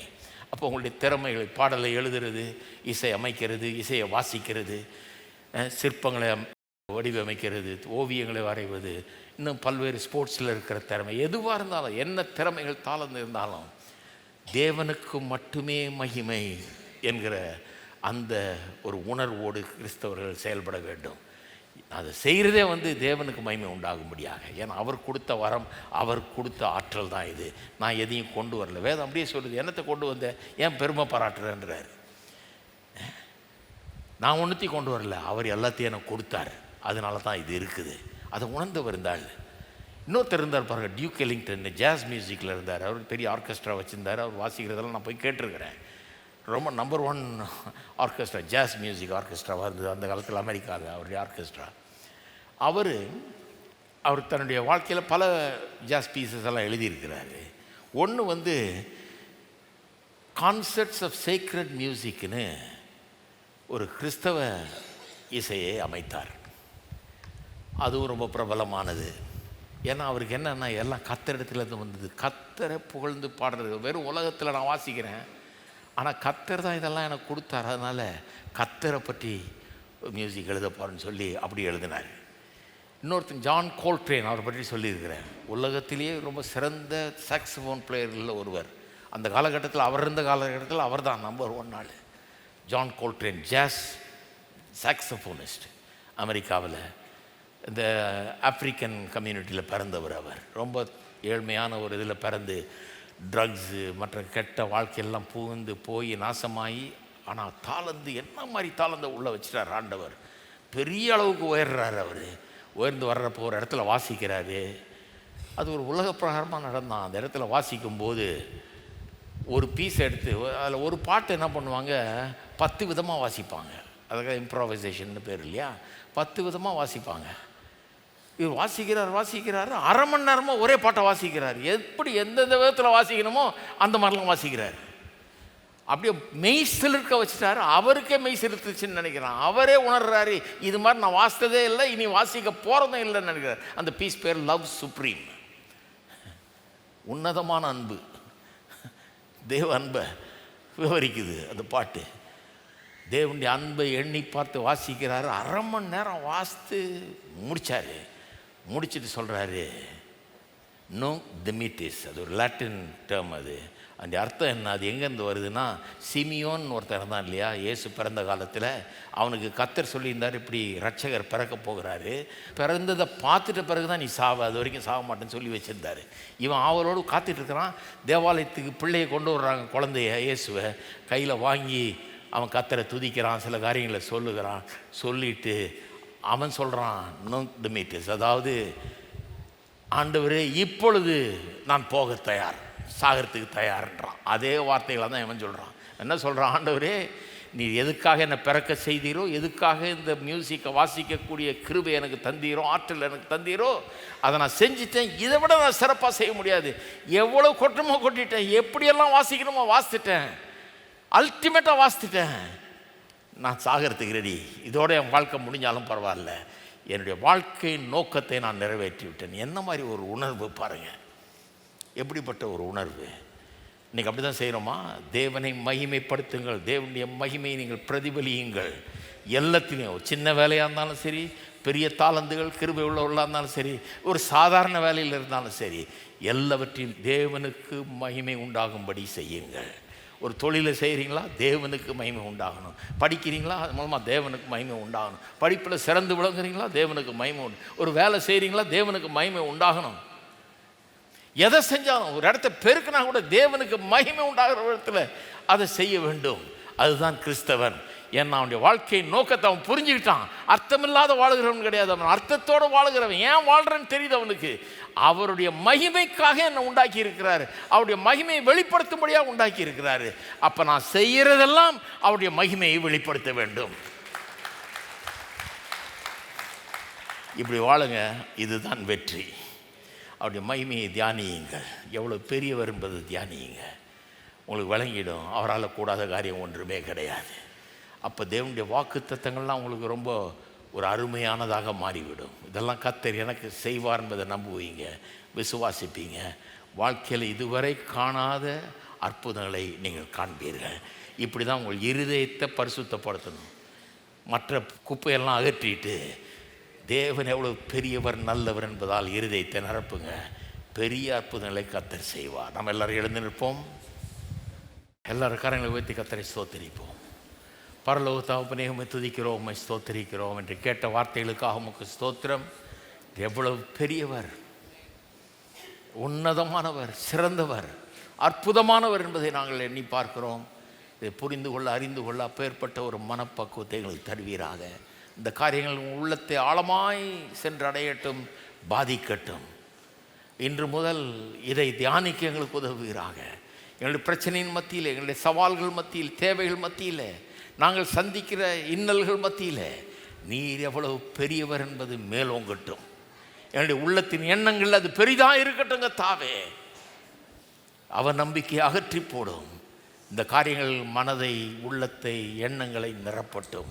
பெரிய வெற்றி எல்லா விதத்திலும் உண்டாகட்டும். இன்றைக்கு ஒருவேளை தர தட்டி போய் வந்திருக்கிறவர்கள், ஒன்றுமில்லாமல் போய் வந்திருக்கிறவர்கள் கூட இன்றைக்கு நம்பிக்கை உண்டாகட்டும். இங்கே ஆரம்பிக்கட்டும் வாழ்க்கை. தேவன் பெரியவர், என்னுடைய தேவன் பெரியவர், மகிமை உள்ளவர், அவரால் கூடாத காரியம் ஒன்றுமில்லை என்று சொல்லிக்கொண்டே போகட்டும். இந்த இடத்தை விட்டு பெரிய காரியங்களை அவர்கள் காண்பிப்பீராக. உமக்கே எல்லா கன மகிமை, துதி, ஸ்தோத்திரத்தை ஏறெடுக்கிறோம். இயேசுவின் நாமத்திலே ஜெபிக்கிறோம். ஆமென். நம்முடைய கர்த்தராகிய இயேசு கிறிஸ்துவினுடைய கிருபையும், பிதாவாகிய தேவனுடைய அன்பும், பரிசுத்த ஆவியானவருடைய ஐக்கியமும் நம் அனைவரோடும் இன்றைக்கும் என்றைக்கும் இருப்பதாக. ஆமென்.